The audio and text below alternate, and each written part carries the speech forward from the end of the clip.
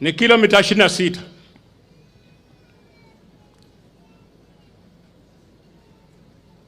Hii inaonyesha ya kwamba kutoka hapa niende Sikoi ni karibu kuliko kutoka hapa niende headquarter yangu ya Malaba. Na tumefurahi sana. Changamoto tunayo His Excellency, vile ulisikia nikitaja barabara kutoka Chepsaita kuenda Muhonje kwa lami, mmejionea nyinyi wenyewe, si ndio? Mmejionea. Tuko hapa na mtu wa nguvu, Cabinet Secretary Murakomen, na kuambia hiyo barabara kutoka Muhonje to Chepsaita iko na shida. Barabara kutoka Makuti kufika Chepsaita ni shida. Barabara kutoka Chepsaita kupitia Manda kuenda Chimoi ni shida. Barabara kutoka Kapsabet, kutoka Chepterwai kuenda Chimoi ni shida. His Excellency, ukiona wanashangilia, si ndio? Nasema ukweli. Nasema ukweli. Ningependa His Excellency, ukicha hapa, you address the same. Wakisikia tu nasema lami itaweka, na kuambia hao watu watasikia vikelekele. Kuna wakati mtoto mmoja alikonjeka hapa saa 6 ya usiku, na mvua ilikuwa imenyesha. Tulikuwa na matope, hata Land Rover kupita ilikuwa shaita. His Excellency, wakati mtoto alitakikana aende hospitali, watu tuko na magari tulishinda kumpeleka, watu tuko na pikipiki tulishinda kubadaka, baiskeli ilishindwa. Wanafunzi walichukua tu kitanda na wakampepa kwa kitanda. Tangu afike barabara alikuwa ameaka dunia. Kwa hivyo shida tunayo ni barabara, shida tunayo ni health center. Hatuna madawa. Ukiona hii health center ambayo iko hapa, ukienda hapo, nataka nimwambie His Excellency Governor muko hapa, utapata tu Panadol na Brufen. His Excellency, shule zetu hatuna walimu wa kutosha. Ukienda kwa hizo shule kama hapa Surungai, Chepsaita, Manda, Kamasai, uende baka Lwandet Friends na hawa neighboring wetu Lwandet TP, ukiuliza utawaambia ya kwamba hakuna walimu. It is very embarrassing if you can expect 37 teachers, ukiuliza wako 13. How are they going to perform? Kwa hivyo nakuuliza His Excellency, rudi hapa utusaidie. Bwana Excellency, tuko na labda nataka nimkwambie hivi, lakini na ufia. Tuko na watu waongozi wa mashule, principals, wamenipatia PQs, madilio yao. Najua nikileta kwa wewe nitapikwa cheki. Kwa hivyo nitapatia our beloved Honorable Faruku atakupatia, His Excellency. Kumalizia, His Excellency, ukirudi nyumbani, salamia His Excellency President wa nchi, Honorable mpendwa William Samoei Ruto. Na ukimalizia His Excellency, hata ukirudi nyumbani uende usalamia mama wa kwako, na uambie watu wa Sirungai tuko namna hii. Mmeona barabara, mmeona mambo ya shule, mmeona mali popote tuko na shida. Thank you very much. Tumpe makofi chairman jamani. Ni siku ya furaha, chairman amemaliza, si ndio? Haya, inua mkono, tunataka sasa kumkaribisha patron Faruku mwenyewe. Inua mkono ya baraka. Nataka tubariki Faruku ya kwanza. Nikisema wa unabariki mbele, si ndio? Tunataka kumkaribisha patron wa shughuli ya leo, Faruku Kibet. Ya kwanza baraka, chemsha baraka, chemsha. Wa! Ya pili, chemsha baraka. Wa! Ya tatu, chemsha baraka. Wa! Karibu sana patron. Asante sana.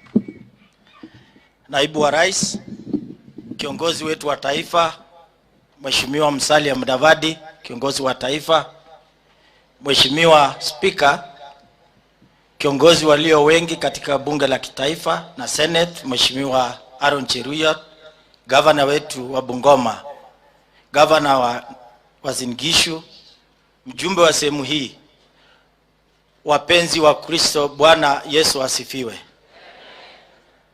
Kama kawaida, hebu tusikize vile tunaweza kupokea wageni tukiwa watu ya nyumbani kwa makofi.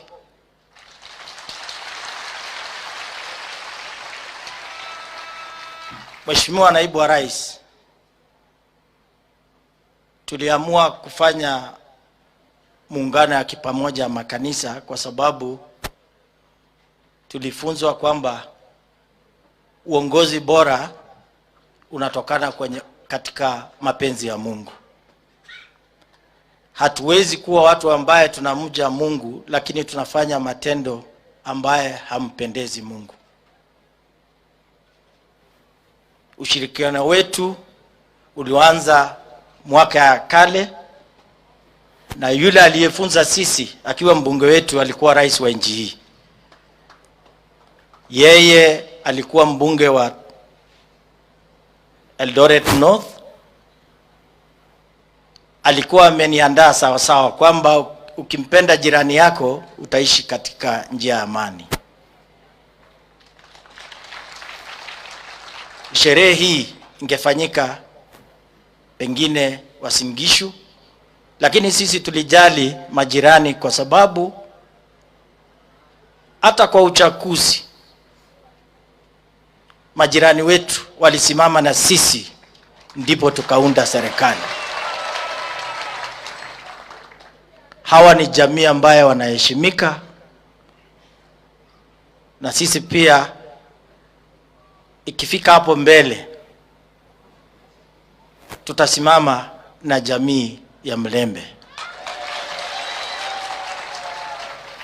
Wakati nilikuja ofisi yako Naibu wa Rais,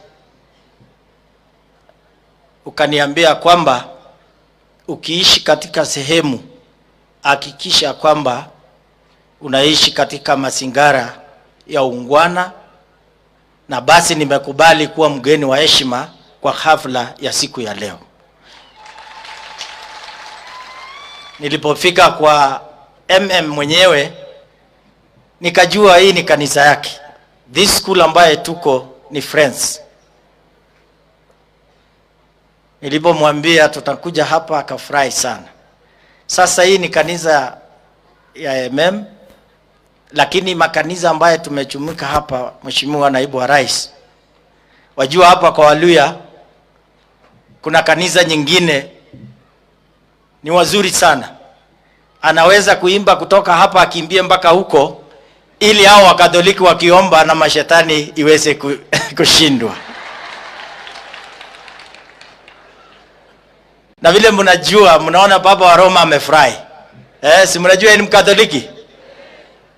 Hawa ni viongozi wa kitaifa. Na furaha yangu ni kwamba nilipoulizwa niwe patron, kulikuwa na mambo mengi. Wengine walikuwa wanasema kuna patron ya pombe, wengine wanasema kuna patron ya maandamano. Hata sasa wakati father anasema maandamano, nimeshangaa. Kwani father ameingiliwa na ile mashetani ya maandamano ya kumbe alikuwa anasema maandamano ya kuondoa mapepo ya maandamano mabaya ambaye inafanyika Nairobi. Ya muhimu ni kwamba tujenge kaunti zetu governance. Hakuna kile kitu utafurahisha watu wako usipowachenga. Hata ukifika Nairobi lazima ufikirie kufika nyumbani. Kwa hivyo sisi zote tumewakaribisha. Sitaki kusema kuzidi na mambo mengi. Tumefurahi kwamba leo siku yetu imefika na tutafanya kazi ambaye Mungu angependa tufanye na iweze kufaulu.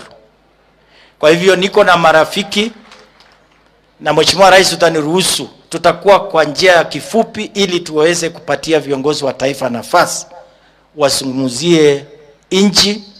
Na tumesema tukitoka hapa, nimemuuliza Mheshimiwa Musalia ambaye ni kiongozi wetu, andae kafla kama hii kule Vihiga. Mheshimiwa Naibu wa Rais andae kafla kama hii, na sisi zote tushirikiane ili Wakenya wawe kitu kimoja kwa wakati wote. Vile mnajua serikali ya Kenya Kwanza inaamini kwa kumshirikisha mwananchi wa kawaida kwa kila jambo. Sisi watu ya Kakamega, watu ya Uasin Gishu ama Rift Valley kwa ujumla, sisi hatuwezi kuhusika na maneno ya mapepo ya kufunja mali ya watu. Si ndio? Kakamega mtajenga Kakamega yenu county. Bungoma naamini watafanya hivyo, Uasin Gishu na Nandi watafanya vile vile. Kwa hivyo nitauliza MCA wetu, amekuwa mkarimu, na kabla sijamaliza na MCA nauliza kupitia wewe Mheshimiwa Rais, Naibu wa Rais, ili umuamrishe kiongozi waziri wa mabarabara atuangalie nasi kwamba hii barabara huyu mzee amesema tuweze kuwekewa lami. Sisi tunaangalia lami ya kitaifa tu, na vile amesema kiongozi wa taifa kutoka hapa kufika kwake tunaweza kuchelewa tu. Wakati mvua ikinyesha itatuchelewesha kufika huko. Mtu atatoka Nyeri afike kwa president kabla mtu hajafika, kwa sababu anakwama barabarani akienda kwa president. Kwa hivyo tunamuuliza Mheshimiwa Murkomen ambaye ni waziri atusaidie kuchengea barabara kutoka Chepsaita, Chepteruai, Chimoi, this junction ambaye inapitia hapa iende mpaka Mhonje, ili nasi tufikirie kwamba siku moja historia ikiandikwa Naibu wa Rais alikuwa hapa na tukapata lami. Mnampenda Naibu wa Rais? Mnampenda Mheshimiwa Musalia Mudavadi? Mnampenda Baba wa Roma? Kwa hivyo nitauliza viongozi wachache, na nataka kushukuru Mheshimiwa Mjendi Malulu.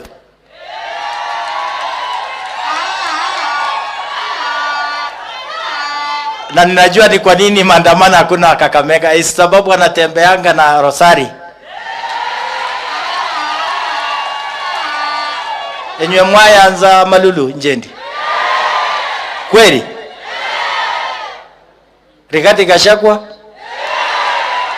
Musalia Mudavadi? Baba wa Roma? Asante. MCS nitawapa nafasi tu uoneshane MCS wenzako wakisimama. Wewe utaongea na Kevo, niite mjumbe aoneshane wajumbe wenzake ili tumpatie waziri, tumuombee nafasi aweze kwenda kazi nyingine, ndio tupatie viongozi. Nimesahau mjumbe wangu. Hebu tumpigie mbunge wangu kutoka Tarubo makofi. Your Excellency the Deputy President, Your Excellency, Prime Cabinet Secretary, Your Excellency Papa wa Roma, Mheshimiwa mbunge wangu Malulu, abantu banje bemalaba mirembe, nolangwa,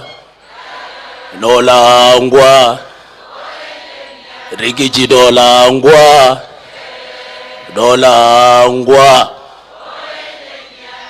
Your Excellency, hapa ndio Manda Shivanga na mimi ndio MCA wa hapa. Langu ni kuwakaribisha, mjisikie nyumbani na mjue watu wa Malava. Watu wa Malava, watu wa Malava walipiga kura 100% kwa Kenya Kwanza. Obey. No obey. Your Excellency, mbele ni kuzuri. Vile umetembea hapa, tunakuhakikishia watu wa Malava 2027 tutacheza kama sisi, si ndio? Tutacheza kama na sisi. Your Excellency, wacha nikuambie ukweli. Sisi sahi watu wa Malava wako shambani wanapanda mahindi. Watu wa Malava wako wanatafuta mbolea CN waweke kwa mahindi. Watu wa Malava watabeba sufuria waweke kwa kichwa. Mutabeba sufuria? Bila kuongea mengi, nimeambiwa nikaribishe wenzangu wasimame tu wa wave, wala ambao tutafanya nao kazi huko kwa county. Wenzangu tafadhali. Hawa ndio watu tunang'ang'ana nao huko kutengeza Kakamega iwe mzuri. Your Excellency, ketini. Your Excellency, Patron ameongea mengi, ameomba barabara. Sitarudia hiyo, nafikiri akiongea umesikia. Hapo Your Excellency, hapo mahali tumekaa tulipropose TTI ambayo tujapata. Surungai TTI. Your Excellency, hii Malava haswa Manda Shivanga, watu wengi wako kwa giza. Hii stima unaona hapa iko tu labda kwa shule, lakini ukiingia huko ndani Your Excellency iko giza. Tunaomba stima. Your Excellency, kulikuwa na stima inaitwa last mile. Subaji uranga, watu wa Malava aswa watu wa Manda Shivanga wanaomba tafadhali utuangalie upande huo. Your Excellency, vile mwenzangu Patron ambaye rafiki yangu na ni jirani hapa ameomba hiyo mambo ya stima ya barabara hapa, Your Excellency, kungekuwa na watu wengi sana, lakini hiyo mambo ya matope wengine wamekwama huko kwa barabara. Kwa hivyo tunaomba Your Excellency utuangalie hiyo mambo ya barabara, ambayo hii barabara kutoka hapa Bohonje inaenda mpaka sehemu za Kaimosi huko. Tukipata lami mubola murishina. Sitaongea mengi, mengine tutawaenda kwa maofisi. Naona gavana wangu hajafika. Amefika, yes. Naona gavana wangu hapa. Tupigie makofi gavana wetu. Mengine nitaenda kwa ofisi ya gavana wangu mpendwa, nitaongea na yeye. Your Excellency Fernandez Baraza, karibu sana. Najua nitazungumza na yeye na atakufikishia Your Excellency, na mbele ni kuzuri. Nolangwa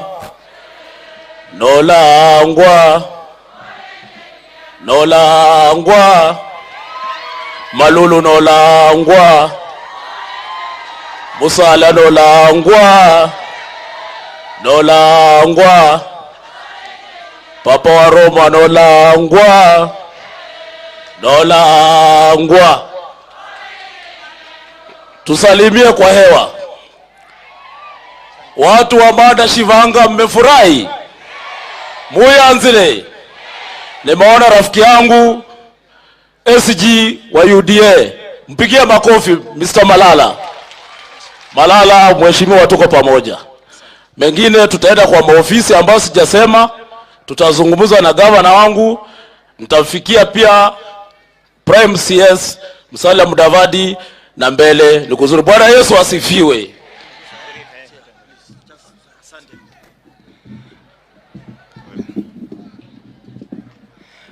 Your Excellency the Deputy President, all protocol observed, watu wa Wasinigishu, watu wa Malava na viongozi wote, Bwana Yesu asifiwe. Mlembe bosi, chamuge. Your Excellency, mimi naitwa Kevin Mahelo, MCA jirani hapa kwa wodi naitwa Butali Chegulo kwa chama cha UDA. Nichukue hii nafasi kukaribisha Malava. Your Excellency, umeanza vizuri. Wakati rais alikuwa anatembea hapa kwa makanisa na huyu patron wetu, watu walikuwa nafikiria ni mzaha akitembea na huyu mheshimiwa Malulu tukihubiri Mungu. Lakini watu hawakujua kuna Mungu. Kwa saa hii William Ruto si ni rais? Kwa saa hii Rigathi Gachagua si Deputy President? Na wale watu walikuwa na kejeli Mungu si wanabeba sufuria? So Your Excellency, endelea kutembea kwa makanisa. Your Excellency, na nataka nikueleza kitu moja. Mwenzangu amesema sisi huku watu wa Malava tunalima na tunapanda. Your Excellency, kuna cereal board hapa Butali kwa odi yangu ambayo tuliletewa mbolea tukashukuru, lakini naomba kama kuna mbolea bado iko Mombasa kwa port tuletee Your Excellency ya watu waweze kupanda mahindi. Manake ile mbolea ilikuja tuligawana kabisa na ikaisha. Your Excellency, na kupitia kwa patron tuliongea na mheshimiwa Faruku akasema majirani ni kusaidiana. Jirani akikula chapati na sisi pia jirani tukule chapati. Ndio maana anasema mambo ya barabara kutoka Chepsaita iende Mkhonje. Na patron, ningeomba sababu watu wako pia wanapeleka miwa mingi sana Butali Sugar hapa kwa factory. So hiyo barabara hiyo lami pia waziri Murko menako hapa iende mpaka Butali kwa factories. Kalikara bandwef. Ili nyinyi mtuletee miwa na sisi tutawaletea mahindi, ama nyinyi mnatuletea mahindi na sisi tunaleta miwa. Mwisho kabisa, Your Excellency, wamesema mambo ya maandamano. Na mimi huambia watu wangu kila siku na nataka kurudia. Kura ilipigwa, Malawa tulipiga kura 27,000 za rais wetu na tuliridhika. The highest in the county. Kama mtu anataka uende maandamano na mnisikie vizuri, akufanyia vitu tatu. Ya kwanza, akulipia kadi NHIF. Ili ukipata majeraha kwa maandamano utibiwe. Kule mananga. Jambo la pili, akupatie school fees ya watoto wako. Wakati utakuwa hospitali kwa maandamano, watoto wako wasifukuzwe na principals. Na ya tatu, ambayo ni ya muhimu sana, akupatie 20,000, 30,000 ili wakati utakufa kwa maandamano tukunulie jeneza. Sababu Raila hata kunulia jeneza. Tunakubaliana? So Your Excellency, tachukua nafasi pia nilikuwa nimeongea na patron wetu vile umekuja Butali Chegulo pia na Amanda Shibanga na kukaribisha pia ukuje Butali Chegulo usalimia. Bandwe fula singira nende President William Ruto. Nenda Rigathi Gachagua. Nenda Musalia Mudavadi. Nenda bandu bosi. Nyasaye mlinde. Nenda Malulu ijendi. Malulu tosha. Asante. Asante sana, nitamuita mheshimiwa mjumbe wa hapa, Mheshimiwa Njendi Malulu.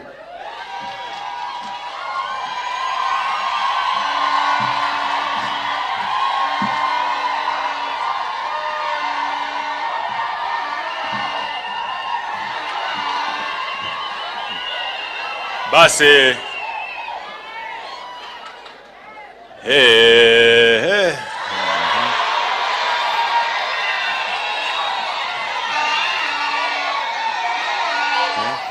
watu wa Malava, niliwaambia tukue kwa serikali, mkasikia na mnaona vile mambo yalivyo.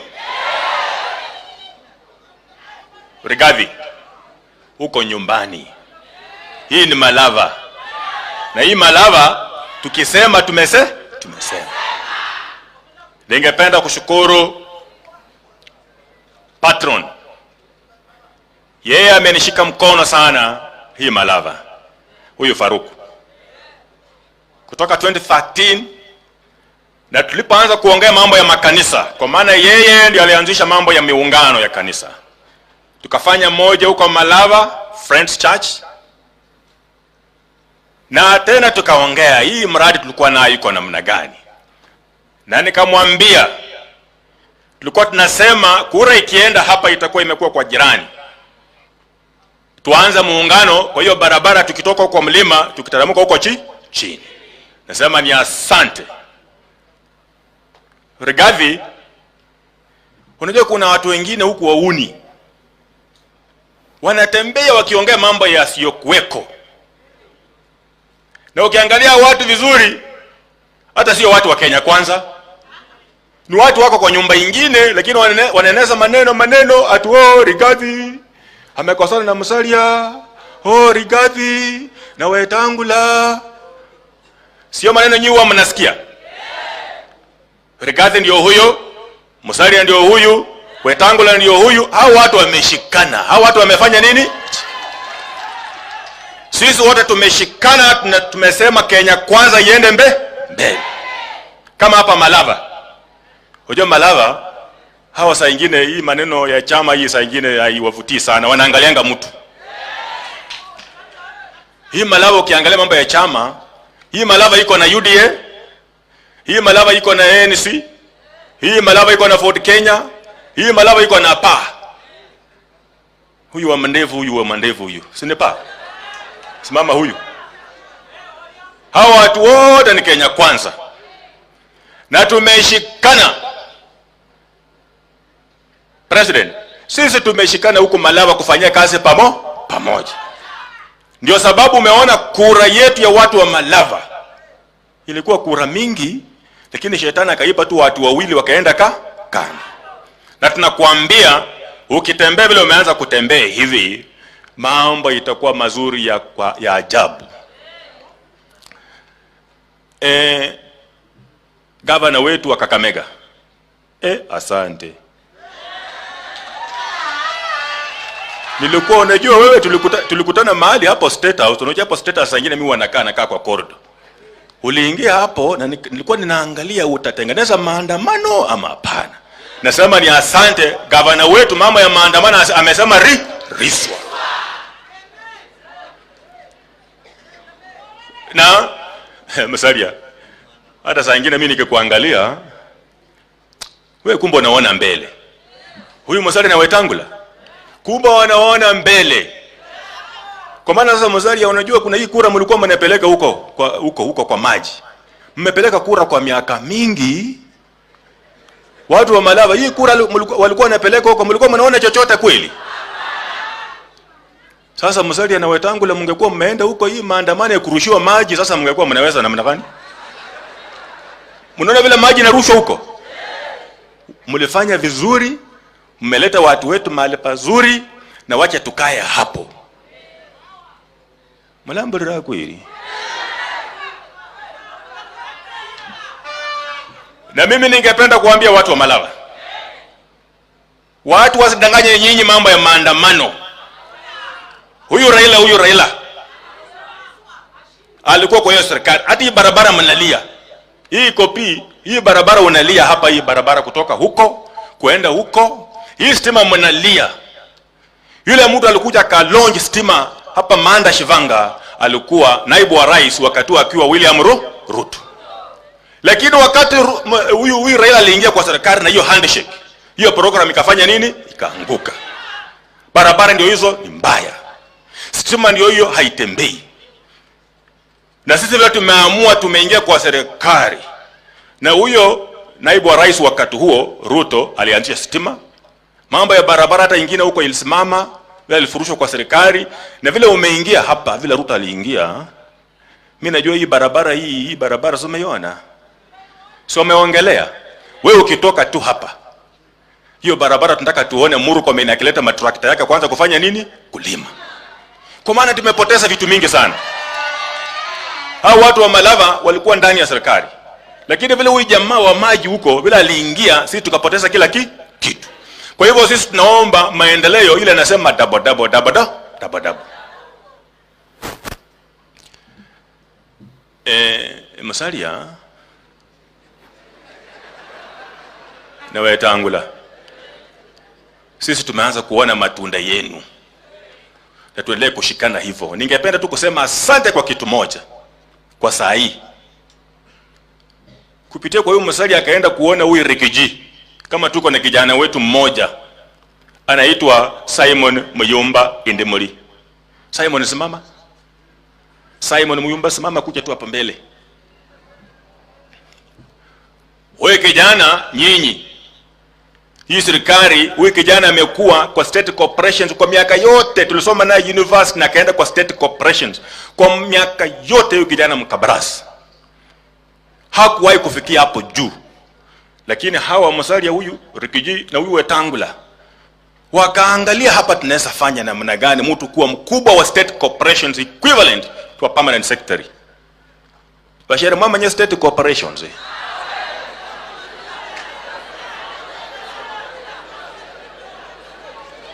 kwa ile lugha nyinyi mtaelewa haraka haraka, ni mtu anafanana na mtu anaitwa permanent secretary.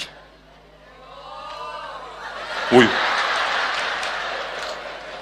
hawa sasa wamefanya ni mkubwa mtoto yetu kutoka Kabarasi. Asante, na wewe ufanya kazi. Wakati mwingine tena wakaangalia wakasemezana, nani anaweza kusimamia mambo ya elimu hapa Kenya? Hawa wakaangalia Malava vile ileta kura, vile Malava ileta nini kura. Wakaangalia msichana yetu anaitwa Beatrice Inyanga la singira kawena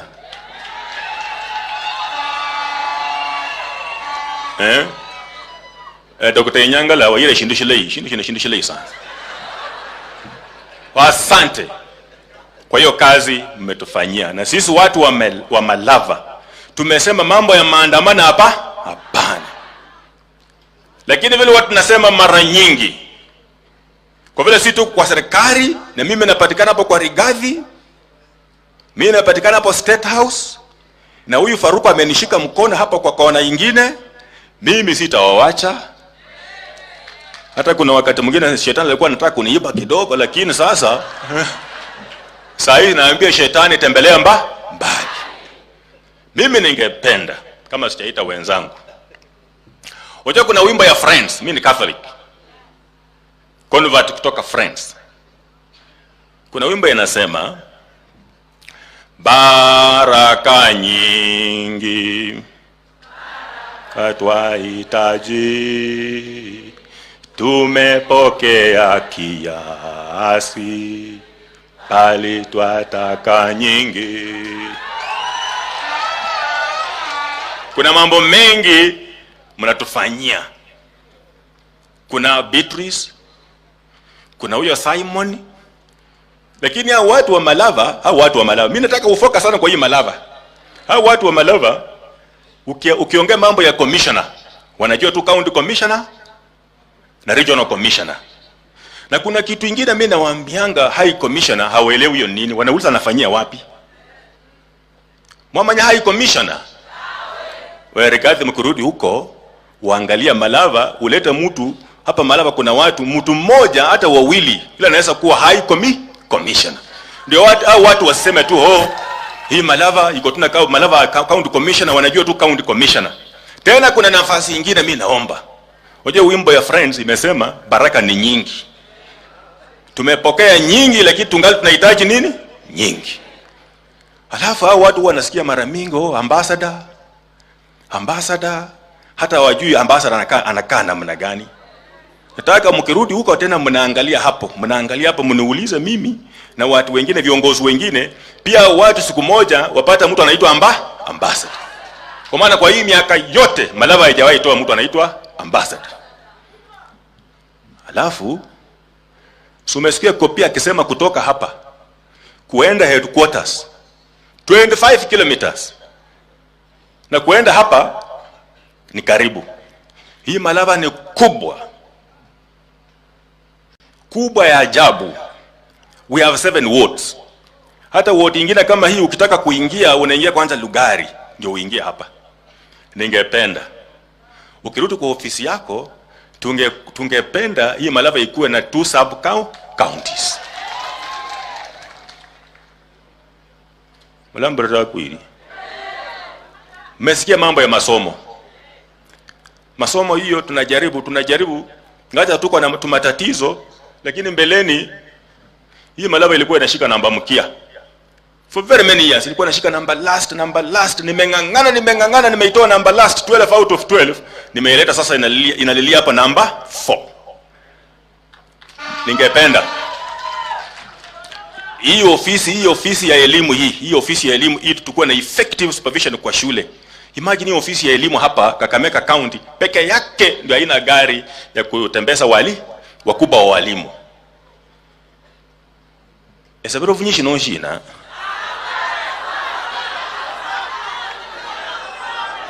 Sabe.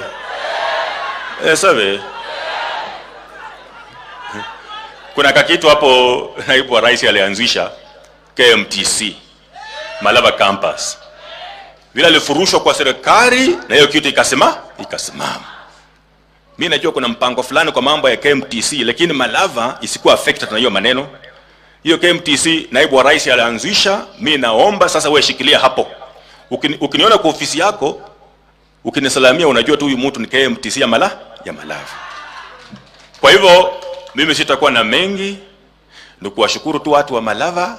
Mambo ya maandamano muachana nayo kabisa. Kila balaka yawe nao sana sinakalushira tawe. Kuna wabunge ambao wametoka sehemu mbalimbali wasimame. Lakini ningependa wawili wasimame kwanza.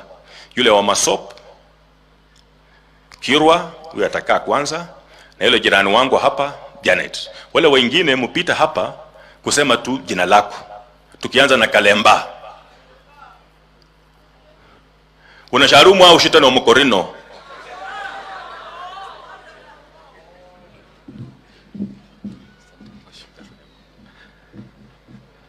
Naibu wa rais Rigathi Gachagua na viongozi wengine wote, watu wa Malava, Bwana Yesu asifiwe. Hamjambo? Mlembe? Asante. Mimi naitwa Mushangi Karemba. Mimi ni mbunge wa Runyenjes ambayo yuko kaunti ya Embu, na nimefurahia sana kuwa hapa siku ya leo. Sawa. Huyu mbunge wenu ni rafiki yangu sana. Tulikuwa na yeye kwa bunge iliyopita katika komiti ya education, na ni mchapa kazi. Na mimi nataka niseme, kwa sababu nimeona nyinyi mmekataa maandamano kabisa, nyinyi sasa ni marafiki zangu. Kwa sababu kule Mlima Kenya na pande ya Embu tumekataa maandamano katakata. Watu wa Mlima Kenya wako busy wakifanya kazi ya kupanda na kupalilia mashamba yao. Na ninataka niambie huyo mzee Raila Odinga kama kijana wa Kenya kwamba hatutawahi sahau kwamba yeye katika miaka yake ya uzeeni alitaka kutuharibia Kenya yetu kwa kupanga maandamano ambayo inaleta post election violence. Asanteni sana, Mungu awabariki.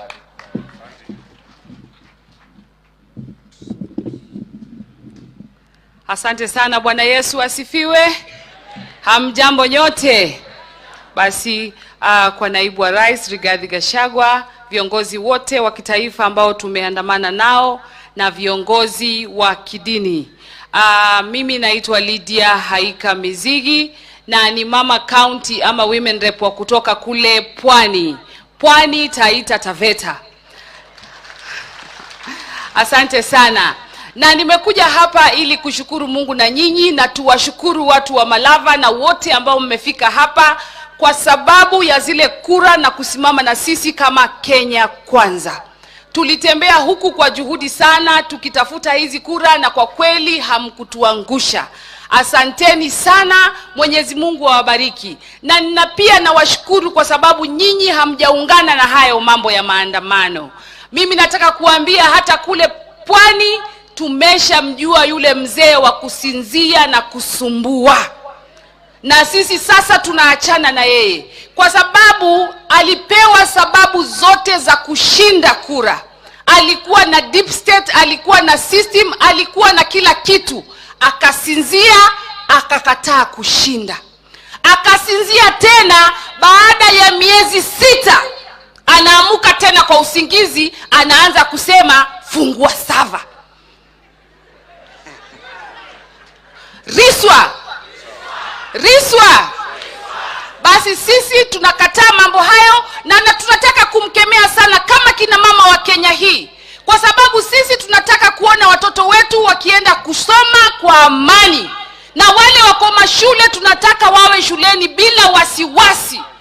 Tunataka kurudi mashambani tulime. Sasa hivi mvua zimenyesha, aache kutuambia twende barabarani.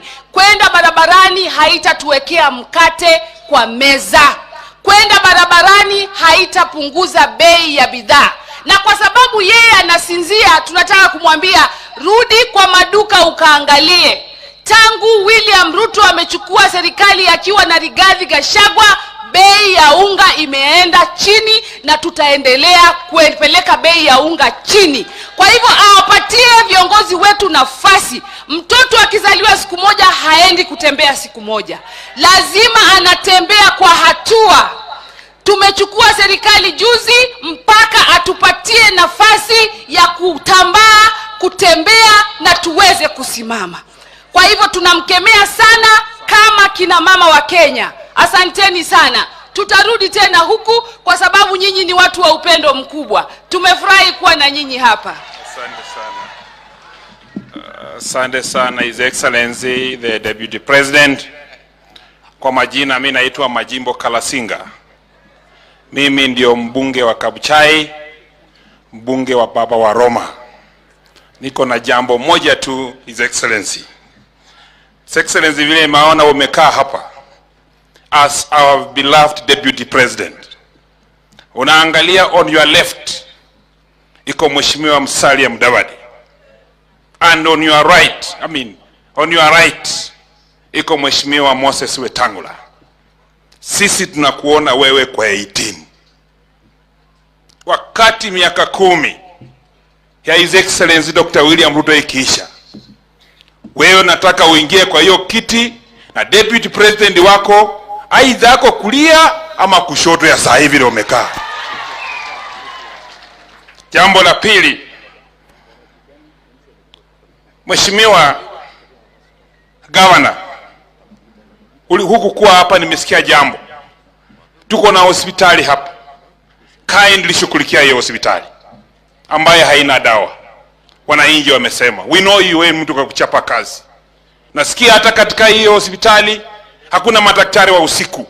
Na wakina mama hawa wanajifungua usiku peke yake. Hatujui ni kwa nini wanajifunguanga usiku. Kwa sababu sisi tunatafutanga hii biashara usiku. Please weka night shift madaktari kwa hiyo. Ya mwisho, His Excellency the Deputy President, tuko na ufisadi umeanza kuendelea Kenya in one department. Na mimi nataka ninukuliwe very clearly. Kuna KWS ili recruit watoto juzi kuingia katika hiyo department. Kila mwanafunzi mwenye amechukuliwa wameanza kupikiwa masimu kwamba warudishe hizo mabarua eti hakukuwa na certificate of good conduct mzuri. I want forest service, Kenya Forest Services. Mimi katika constituency yangu nimepata wanafunzi 6 ambao wamepikiwa simu, return the letters. Mtoto alienda kwa line akakimbia mbio, akafanikiwa akapata kazi. His Excellency, hiyo ni ufisadi, hatuwezi kubali. Na kama iko mtu mmoja, chucha yeye nje, kwa sababu yeye atakuwa anaharibu sifa ya serikali yetu mzuri. Nilikuwa hiyo nimalize. Mheshimiwa Murkomen, huyu papa wa Roma huyu ambaye unapenda, serikali iliyopita ya hii mtu anasumbua sisi sasa, walikula Lamu kutoka Mabanga kwenda Musesi, waliweka Lamu 1 kilomita wakakula pesa yote. Sasa hivi wanatusumbua. Sunguka papa Roma, msema Murkomen, hiyo barabara ni mbaya. Nilikuwa niseme hiyo. Na wewe Raila Odinga, uniangalie sawa sawa. Wewe ulifanya siasa na Wamora kijana anabimusika. Wewe umefanya kazi na ulipigana sana na Mheshimiwa Kibaki alipomusika. Wewe umefanya kazi na Anyang'a Nyong'o, ndio hao wanaelekea sunset hours. Wacha kusumbua kijana mdogo Dr. William Samoei Ruto aongoze hii nchi. We cannot give us a demand that you want pay ya unga ikuje 70 shillings. In last year ulikuwa na rafiki yako Uhuru Kenyatta mkatuhusia mbolea shilingi 7,500. Where do we get that price of 70 shillings? If you sold that fertilizer, you're 7,500. Wakati ilikuwa last year, bei ya mahindi ilikuwa 250. You are keeping quiet. Sahi mheshimiwa amesukisha iko 170. Nataka tukuje 150, tukuje 100, unapiga kelele. Raila Odinga kuweka sufuria kwa kichwa. Na wewe Eugene Wamalwa, sufuria inabebwanga na wakina mama kwa heshima zao. Wacha kuweka sufuria kwa kichwa. Wacha kupepa mwiko. Wewe enda Trans Nzoia Eugene, fungua store ya mahindi yako. Uko na mahindi magunia 1,200. Gawa watu wa Kenya ndio utenda Nairobi kusunga Kenya kusumbua sisi. Na huyu Mungu wa amani akabariki.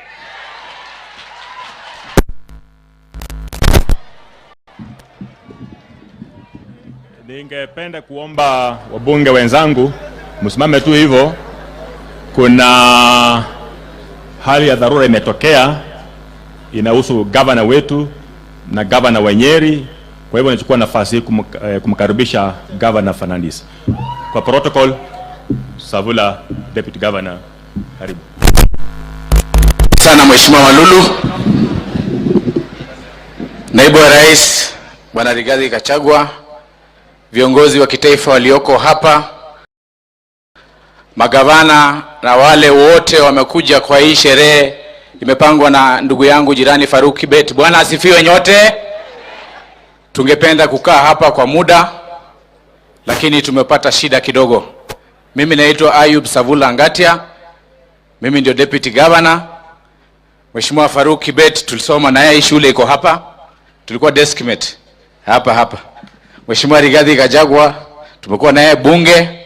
So hawa viongozi naelewa. Mtatunuia radhi, kumekuwa na vita kule Huisero constituency baina ya camp mbili ya mjumbe na MCA. MCA amedungwa kisu, ameaga saa hii. Mtatuia radhi, nikaribishe gavana anene machache, alafu karibishe gavana wa Nyeri, alafu tuelekee tusuluhishe hiyo. Mimi nitasema tu moja, rais wa Jamhuri ya Kenya ni mmoja. Na huyo rais ni William Samoei Ruto. Mimi sioni barabara nyingine yenye Raila atakuwa president. Hakuna barabara nyingine. Angoje 2027. Na mimi ile litaomba. We have a history as Kenya. Tumekuwa Hague. Tuchunge ulimi, hiyo barabara ya Hague. Naongea kama mtoto wa pastor. Tusirudi hiyo barabara. Na Mheshimiwa Rigathi Gachagua, you are a national leader. After winning an election, don't panic. Kalia hiyo kiti sawasawa na matako mbili na weka Kenya pamoja. Tumeelewana hapo? Karibu Your Excellency the Governor Kakamega Fernandes Baraza. Mimi nitatoa mchango wangu wa shilingi 1,100 napatia Faruk Kibet.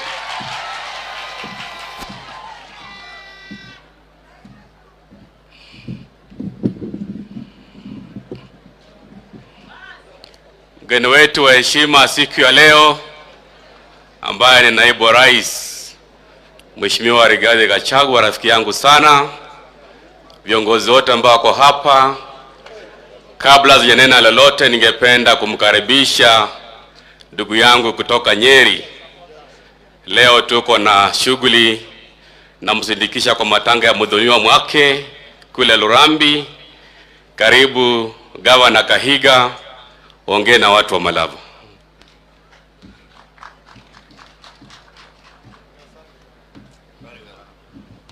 Asante sana Mheshimiwa Governor, Mheshimiwa Naibu wa Rais, Mheshimiwa Rigathi Gachagua, the Prime Cabinet Secretary Musalia Mudavadi, mawaziri walio mahali hapa, magavana wenzangu walio hapa, wabunge na maseneta na wananchi. Bwana Yesu asifiwe. Nyasaye yafume. Mliavalamu. Very good. Mimi nimekuja kama mlivyoambiwa na ndugu yangu, kwa sababu mimi kwetu tunasema ni mudhoniwa. Msichana wangu ameolewa pale Kakamega na tumepata msiba, nikaja ndio nimpitie, akaniambia pia tufike hapa Kwa hivyo kwanza niwaletee salamu za watu wa Nyeri. Mumezipokea? Jambo la pili niwaambie serikali iko imara. Mahali ambapo sisi tuko na tumetoka na mheshimiwa naibu wa rais, tunasema kwamba mafuta yakizeeka haichezi dansi. Mnanielewa? Mafuta ikizeeka haipelekwi kwa dance. Tumekuwa na yule ambaye anatuongoza kwa haya mambo ambayo ni maandamano ambayo hayafai, na mimi nataka niwashukuru nyinyi watu wa sehemu hii. Tunapoongea na kiongozi wetu ambaye anatupambania kule mambo ya fedha, ametueleza kwamba nyinyi mnataka kulinda uchumi. Ni kweli? Kama mnataka kulinda uchumi, njia ni kupitia kwa William Samoei Ruto na Rigathi Gachagua. Mungu wetu awabariki na watende mema. Mtanipa salamu za watu wa Nyeri? Niwaambie namna gani? Asanteni sana na Mungu awabariki. Mheshimiwa katika pigiwe makofi. Ningependa pia kukaribisha gavana mwenzangu jirani, gavana wa Uasin Gishu koti moja. Karibu ongea na watu wa Malava. Rimuno papa. Watu ni wengi kweli. Mheshimiwa naibu wa rais wa Jamhuri ya Kenya, Mheshimiwa Prime Cabinet Secretary Mudavadi, Earthquake, Baba wa Roma, viongozi wote, my colleague governors, wajumbe, mrembe boss, umwami afume, umwami tsominywe, tisinalianga Jonathan Bicha lele. Namna hiyo yangu ni machache. Kwanza ni kusema tumekuja hapa kwa yule rafiki yangu colleague governor, mwaliko ya ndugu yetu Faruk, na nikasema kwa sababu mimi ni jirani na ni jirani ya ukweli, nitaleta mkono wangu na kuambia yule mzee Raila kwamba uliona president wetu akiomba kura, hakulala akitembea. Unafikiri atakupatia kura na mnaye atakuja ukalie kwa kiti? Hakuna. Hii kesi tukate saa hizi haiwezekani. Pili, tumesema sisi kama majirani Uasin Gishu na Kakamega tutatembea pamoja, na tunakubali kwamba hapa mbele vile nimeona vile wazee wamekaa hapa, ukiona governor wa president wako hapa, kuna message inatumwa, nyinyi hamuoni? Kuna message tunatuma, kaeni tu hivyo hivyo. Si namna hiyo? Na ukiona nimekaa karibu na colleague governor yangu ya Barasa hapa, ujue ako karibu na mimi kuliko karibu na ukule. Asanteni sana, Mungu awabariki. Natoa yangu shilingi 1,100 kwa ndugu yangu Faruk. Mheshimiwa Jonathan pia pigiwe makofi. Pia nimeombwa na senator wangu kwa sababu tunaelekea naye kwa matanga, senator mtetezi wa wanyonge Boni Khalwale. Karibu ongea na watu wa Malava.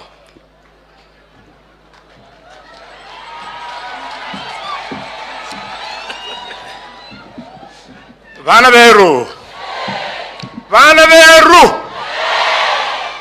mushiri moyo mirembe boss mirembe jenya sae. I'm sorry kwamba Mheshimiwa Malova MCA Kisa East wamemdunga kisu. Huyu ni mtoto mwenye alikuwa asimame UDA, lakini siasa wenye vyama mambo huwa ngumu saa zingine. Mwishowe akasunguka akasimama KANU na akashinda kura. Wamemuua, naenda huko, sipeleki vita, lakini nabali naenda vita na bahira basat wakana kuna basat benapo. Number one, Mheshimiwa Deputy President, I was in a very good mood. The boy that I have killed was in my home for breakfast the other day. So my mood is spoiled. Karibu sana. Mheshimiwa Mudavadi, take charge. Mheshimiwa Wetangula, take charge, kwa sababu mimi na baraza tunaenda. Ndugu yangu Kibet, this is a good idea. And allow me niambie wageni kwamba Sirungai is a very symbolic place in the politics of William Ruto. Ili William Ruto aingie Luhyaland, mimi na Faruk Kibet tulikuja hapa tukatengeneza harambee ya kufana ya kujenga shule ya Sirungai Girls. Ndio tukatoka hapa na message ya Deputy President then, went to my home in Ekolomani, did what we did, the rest is history. Ruto, we are stakeholders in your government. Wakati unagawa, we are satisfied ukipatia watu wa nje, but we are more satisfied ukipatia sisi kwa sababu we are with you. Mr. Deputy President, I'm your leader of the majority team as your whip. Na siwezi zungumza against the government. I work for this government, I'm paid for this government, we worked for this government, and we will support all your agenda. Ninaomba ukirudi Nairobi, ujue kwamba sisi hapa, kitu yenye ilifanya Ruto akubalike haraka ni kwa sababu alitupatia machine ya factory Manyonje Butali Sugar Company. Wakati ninazungumza mambo ya Ruto kuhusu miwa, watu wanaamini. Mmesema last week kwamba kampuni za serikali zitakuwa privatized. Na ndani ya hizo kampuni tuko na kampuni zetu za miwa, Nzoia Sugar Company and Mumias Sugar Company. I beg you, mimi kama kiongozi kutoka jamii yetu ya Waluhya, babu zetu walipeana 12,500 acres Mumias Sugar Company, wakapeana 24,500 acres Nzoia Sugar Company. If you privatize, somebody will go away with ancestral land. Sisi hatuwezi unga mkono maneno ya kuprivatize Nzoia Sugar Company and Mumias Sugar Company. No. We cannot. And this is not out of disrespect for the president or the government. That is the little we have in the economy of the sugar industry.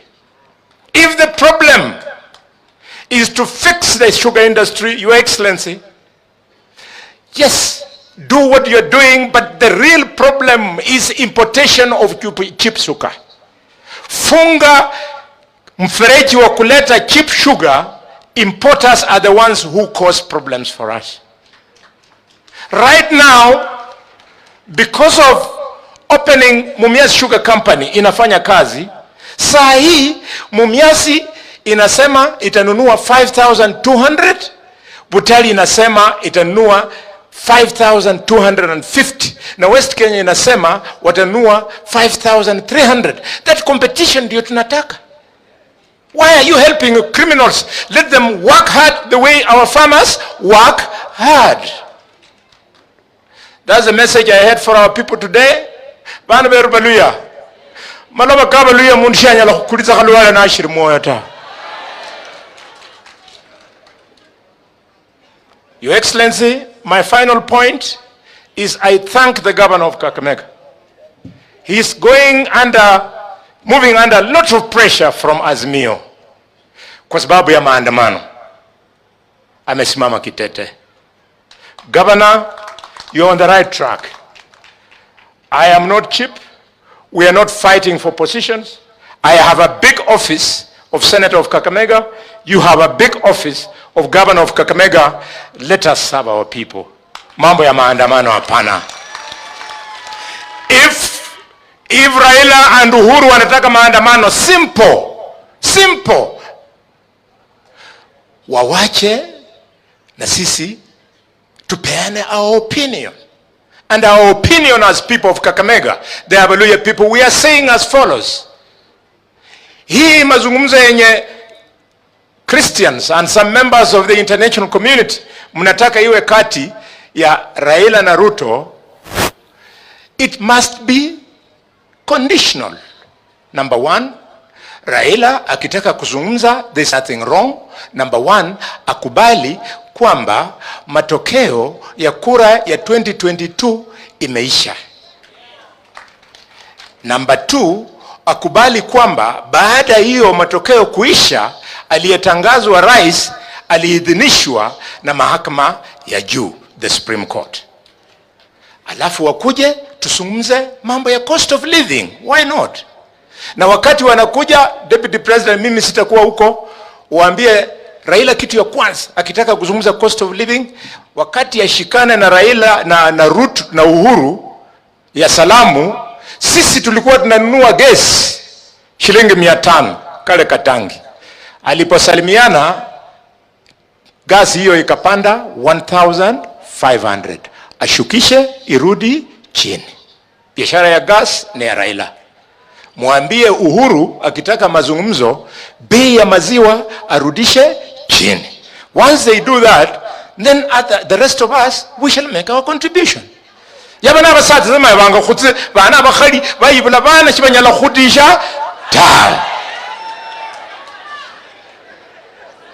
Wera mlindi. Mimi napatia ndugu yangu Faruk, lakini wewe Faruk mambo yako mzuri.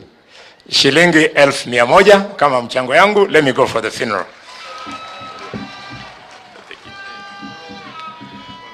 Mheshimiwa Senator, pigiwe makofi.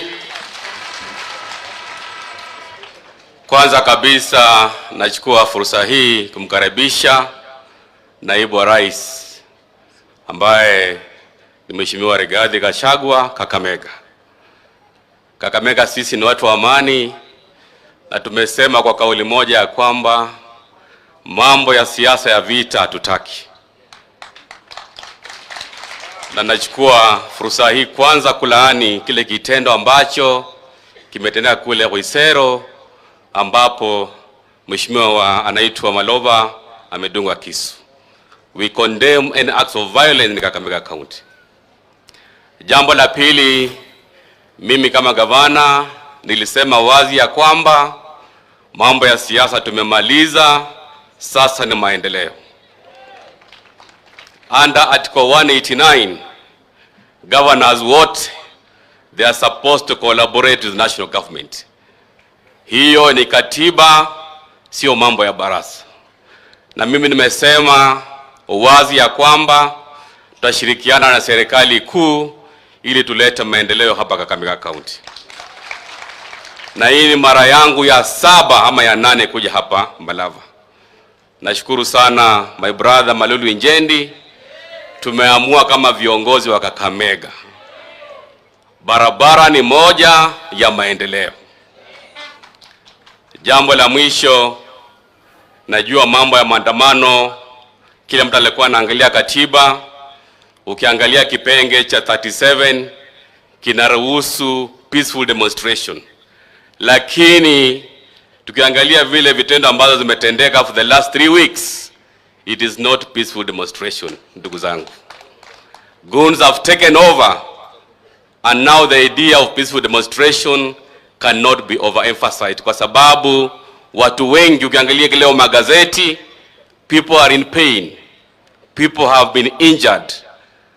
Mimi kama kiongozi wa Kakamega, I want to appeal to my party leader Raila Amolo Odinga. It is now the highest time to have a very peaceful discussion with William Samuel Ruto, kwa sababu there is no way we can achieve economic transformation kama watu wako vitani. Juzi tumeona watalii walikuwa wanakuja Kenya, almost 800 of them coming from Seychelles to dock in Mombasa, lakini meli imeenda Zanzibar, imeenda kule Dar es Salaam kwa sababu tuko na vita hapa. So I want to appeal to my party leader ya kwamba it is time to put the interest of Kenyans at heart, ili muongee, so that as leaders we have a peaceful coexistence. That is the only way we are going to have development. That is the only way the cost of living itarudi chini. Kwa sababu leo ni siku ya maendeleo, na mimi kama gavana nimesema I will always participate in any development agenda, Nashukuru sana rafiki yangu Faruku. Nimekuja leo hapa na mchango wangu maalum wa shilingi 1,300 ili kusaidia makanisa yetu. Kwa sababu tuko na shughuli na ndugu yangu Kahiga ya matanga, ningependa kuomba naibu wa rais turuhusu so that we can go and attend to that funeral. Kwa hiyo machache, Mungu awabariki sana na tuko pamoja. Mrio mno.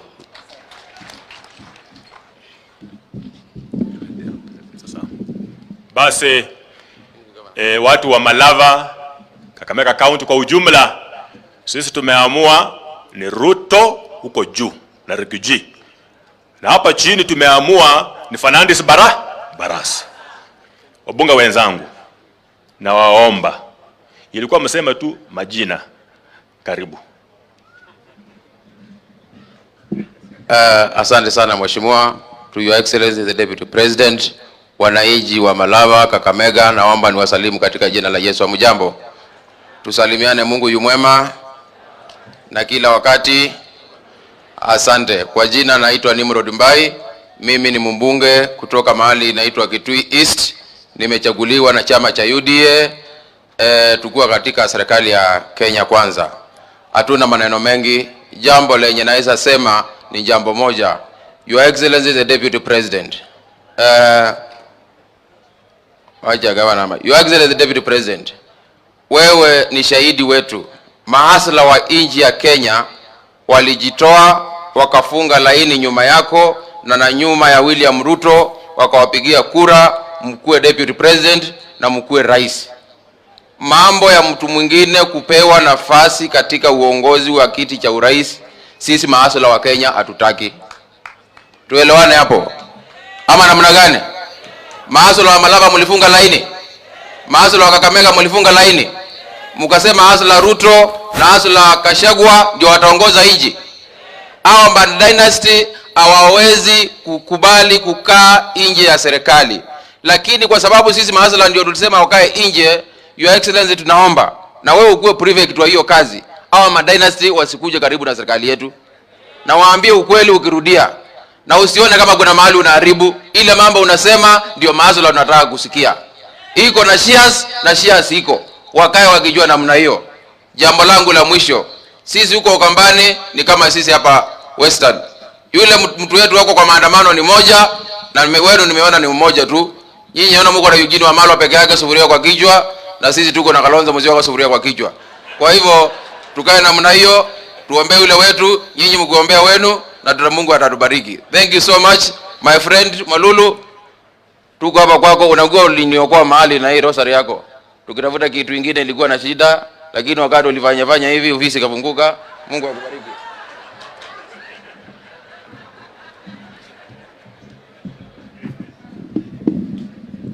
Bwana Yesu asifiwe. Hebu tusalamiane hewani. Bwana asifiwe. Your Excellency the Deputy President of the Republic of Kenya, all the leaders present, and people of this great county and this region.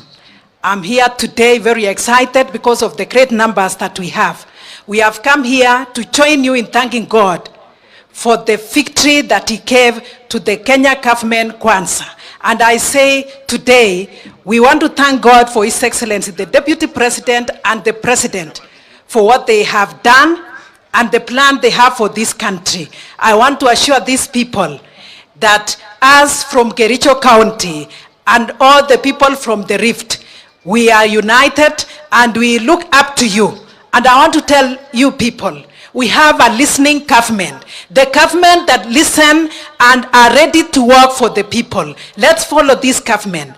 When we have these demonstrations, I want to tell you, women suffer, children suffer, people living with disability cannot move anywhere. And that has been the routine. And I want to tell the Right Honorable, you have been in government for 5 years.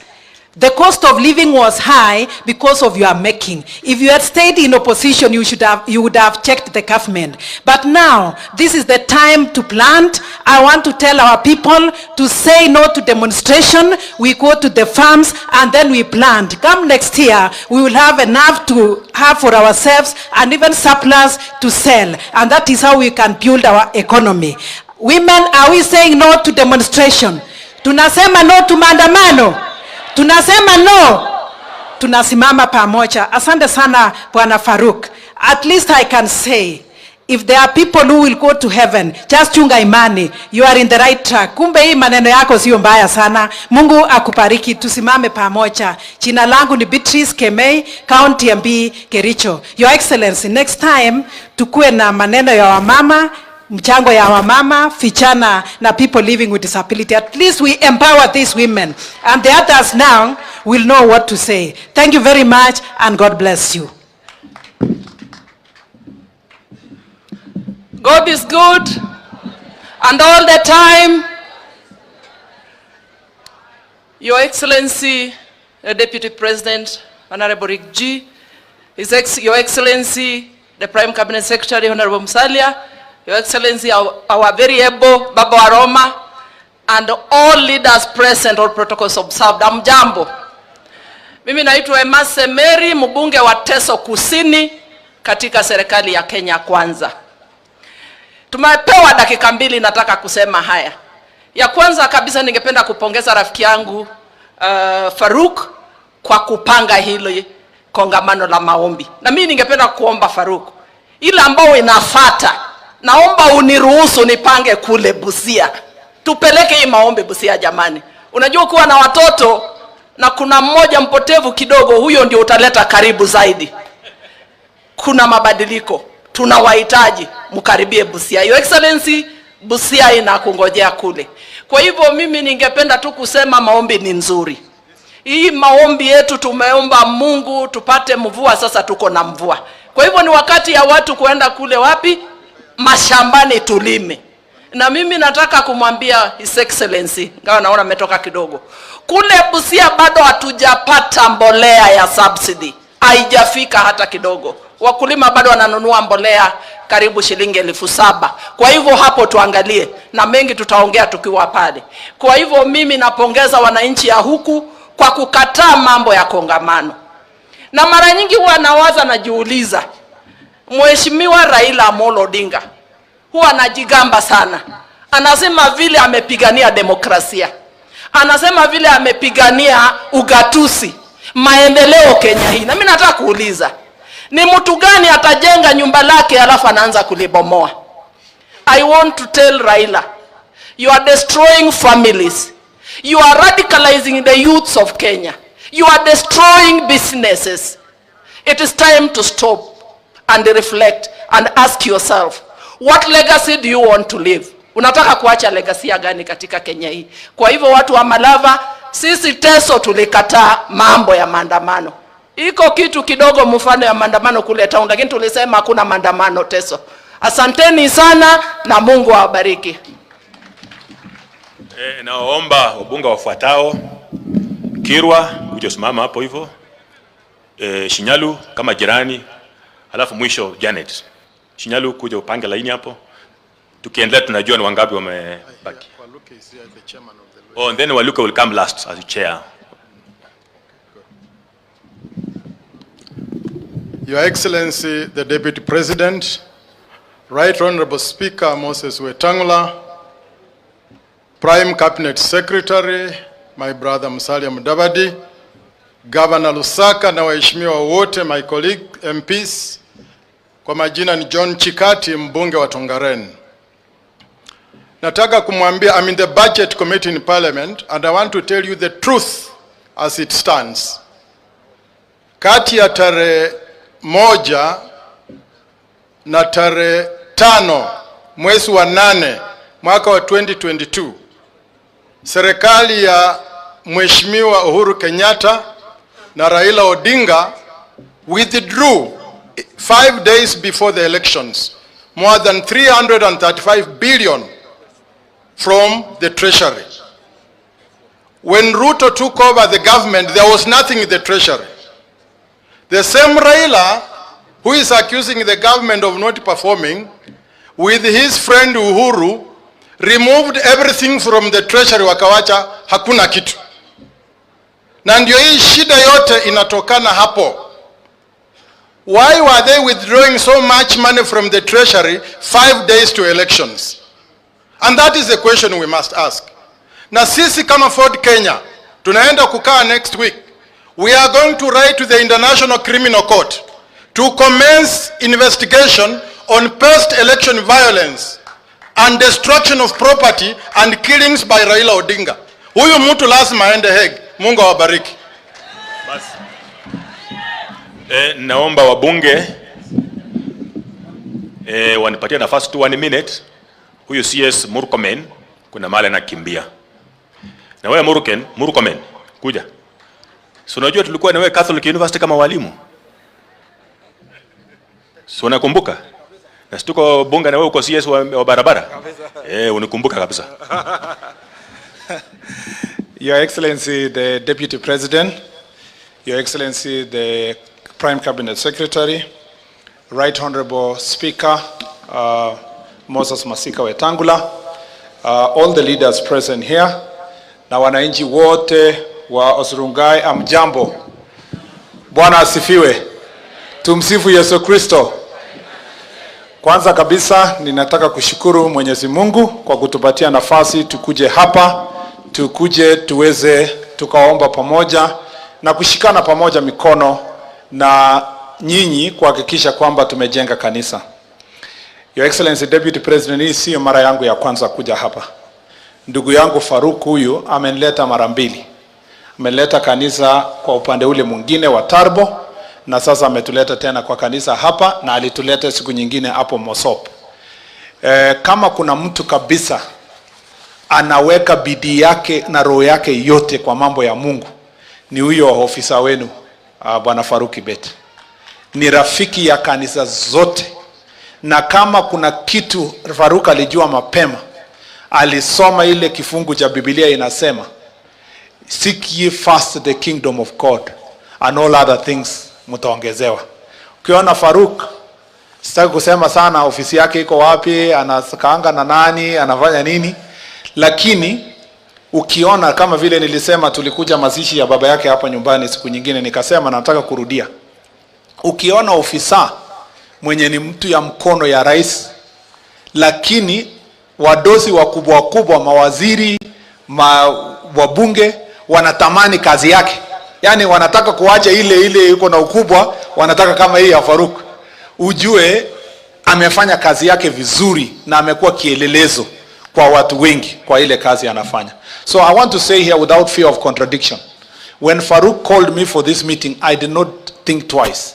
Hata sitaki kusema aliniambia saa ngapi, lakini nilijua ni kazi ya Mwenyezi Mungu, na I want to tell you pongezi ndugu yangu Faruk. Ya pili, huyu mheshimiwa Malulu Injendi, tulikuwa na yeye tukiwa walimu huko Catholic University. Tukafunza, tulipomaliza, kumbe yeye alikuja huku akaomba kura. Nikaenda Elgeyo Marakwet kuomba kura. Sikujua yeye alikuja kuomba kura. So 2013 mwezi wa 5 hapo tumeingia bunge. Nikakutana na yeye ako kwa bunge. Nikamwambia, umekuja huku kutembea? Akaniambia, bana hata mimi ni mheshimiwa. Yeye alikuwa anajulikana sana huyu bwana na hii rosari yake. Na nikamwambia, sasa na hii rosari utawezana na hii siasa? Akaniambia, hii ndio inanisaidia, ni mwanga yangu ndio inifungulie njia. Na kweli tumekaa pamoja, amechakuliwa for 3 terms and is a very good leader and we are working together, na tutashikana pamoja kwenda mbele. Mimi ningependa kusema tu mambo mawili matatu kulingana na ile kazi nimepewa na rais na naibu wa rais hapa ya kuongoza mambo ya barabara na uchukuzi. Kwanza nataka kusema ya kwamba kwa mambo yale ya mabarabara, unajua Your Excellency, tumeinherit a huge debt of about 900 billion kwa mambo ya barabara. Itagharamia uchuzi na kiongozi ambaye hawezi lala kama wewe na rais kwa kusuluhisha. If huyu watu wengine wangeshinda, sitaki kusema siasa sana, lakini wengine wangeshinda, wale wanalala, hatungeweza kusuluhisha hii shida. Na najua tumeketi chini na wewe na rais, tumezunguka, nimetoka hata Europe na rais juzi, tunatafuta pesa ya kusaidia watu wetu kujenga mabarabara. Watu wajue ya kwamba this is not an easy thing to do. Lakini tumeng'ang'ana, tumehakikisha ya kwamba ile barabara yenye inaendelea hapa ya Ikoli Malava lazima iendelee. Na tumesema pia ya kwamba barabara zenye wananchi wameomba hapa, najua barabara ni nyingi, wameomba ile barabara ya Malava, Samitsi na Vokolo, ile barabara pia ya kutoka Ikoli mpaka ingie huko Nandi upande wa Kaiboi, barabara yenye wamesema kutoka hapo wanataka kutembelea rais wakienda waende haraka. We have commenced, tulikuwa tumeongea na waheshimiwa hapa, tumeanza process ya design ya yale barabara, hatukuwa na design. Alafu pia tuende sasa nje huko tutafute resources kutoka sisi wenyewe na katika nchi zingine kuhakikisha tumejenga hizo barabara. Na wewe na rais kama vile mliamurisha, sisi kama mawaziri, mimi nitajikaza kuhakikisha ile vision mko nayo kwa taifa letu imesonga mbele. Ya pili, tumekuwa na shida kubwa sana ya maajali ya barabara. Na ajali nyingi za barabara zinatokea kwa sababu ya ile tunasema recklessness ya madereva. Uliona jana tulipoteza wanafunzi wa Pwani University pamoja na wananchi wenye walikuwa barabara, kwa sababu ile investigation ya mapema inaonyesha kwamba hiyo gari haikuwa na brakes ya kutosha, kumaanisha haikufanyiwa service vile inahitajika. Tunajua kwamba watu wengi sana wanagongwa barabarani na motorbikes kwa sababu wale wenye wanaendesha wako reckless. Kwa sababu tunaenda msimu wa Easter, ningependa kutangazia Wakenya wote kwamba tukue waangalifu, aswa sisi ambao tuko madereva, tukue concerned about people's lives. We cannot just be reckless. And as I said last year, accidents killed 4,500 people in 1 year. Yet, in 3 years of COVID, 5,000 people died. If you combine the 3 years of accidents, it's over 10,000 people who have died kwa road accident. So that road accidents is a national calamity. We want to ask our drivers to be careful. Number two, from the ministry perspective, sisi tumefanya namna hii. Ya kwanza, tumesema kwamba car inspection haitaendelea vile ilikuwa. Tuko na inspection centers tu karibu 5 kwa nchi mzima.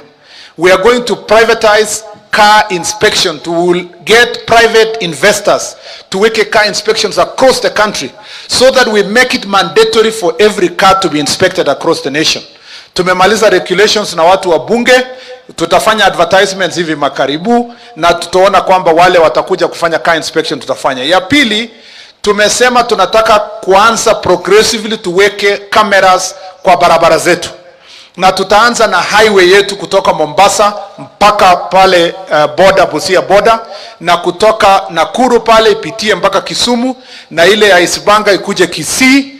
Tunataka kuhakikisha barabara zetu zinawekwa makamera ya kuangalia wale wanafanya makosa barabarani, overlapping, overspeeding, ndio tuweze tukafanya instant enforcement. Hiyo kazi Mheshimiwa Naibu wa Rais tutahakikisha tumefanya kwa mwaka huu. Ikifikapo mwaka huu, mwisho wa mwaka huu, tutakuwa tumeweka makameras kwa barabara zetu na tutashika wale ambao wanafanya makosa kwa barabara. Ya mwisho, ninawaomba abiria wote, wewe ni abiria, umeshaingia gari, umeona dereva ni mlevi ama anaendesha gari kwa mwendo wa kasi, kwa nini uvumilie? Why don't you stop the driver and tell him we cannot continue with this driver, tunataka kushuka tuchukue gari nyingine?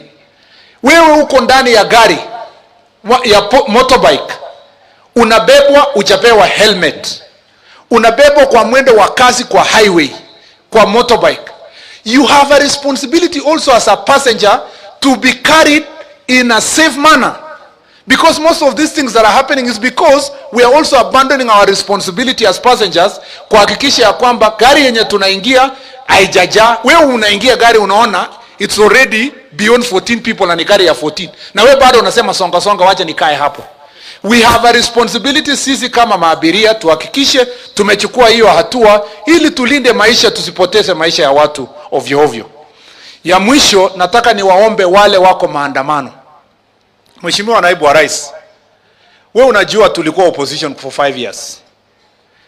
For 5 years wakati Mheshimiwa Raila na Uhuru walikuwa kwa serikali ya handshake, tulikuwa opposition.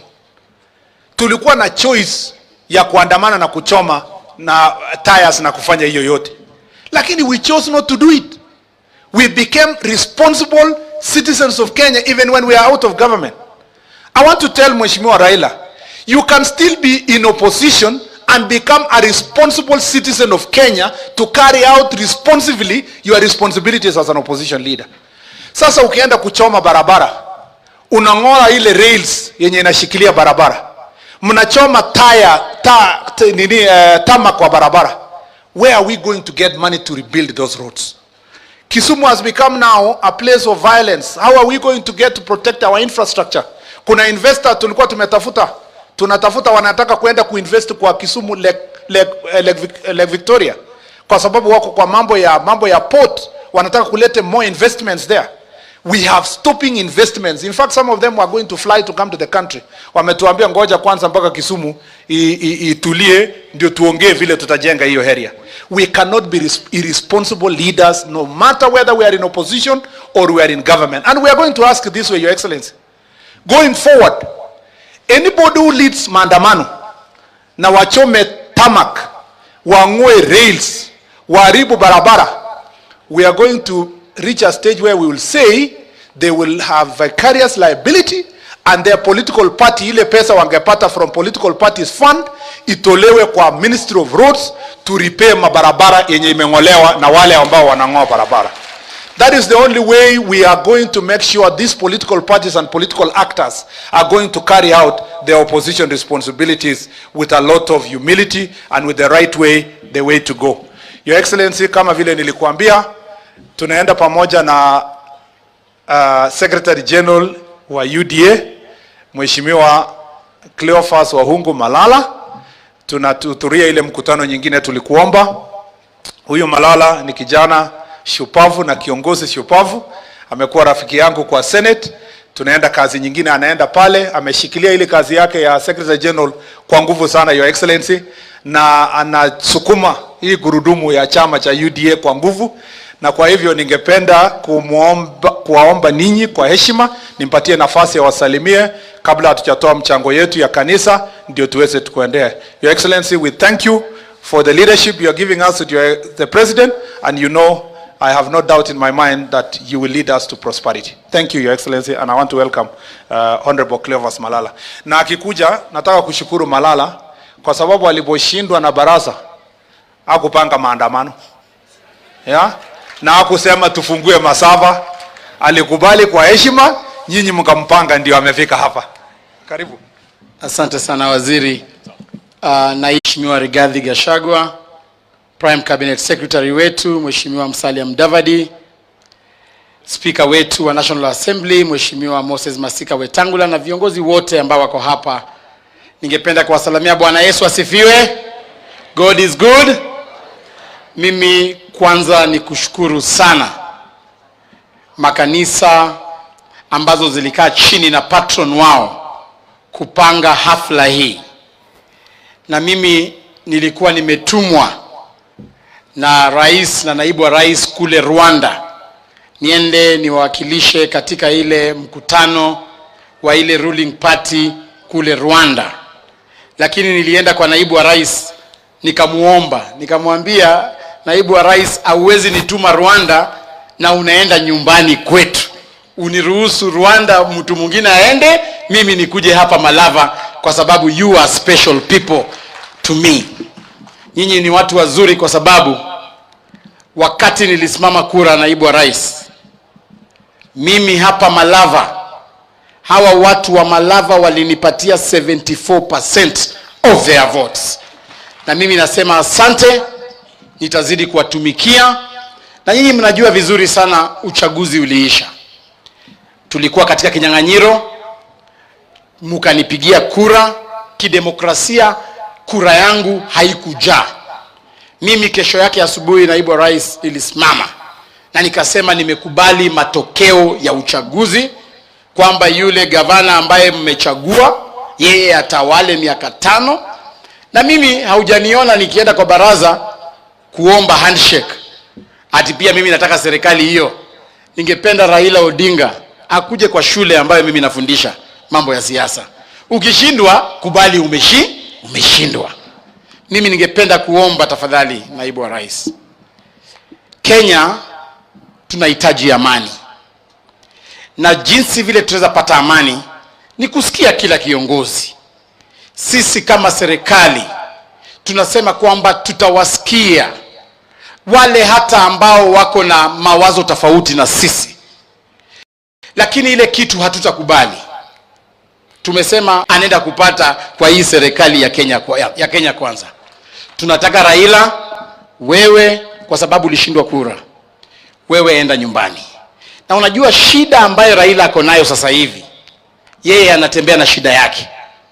Shida ya Raila kubwa sasa hivi, Raila angekuwa rais hata amemaliza wakati wake miaka 10.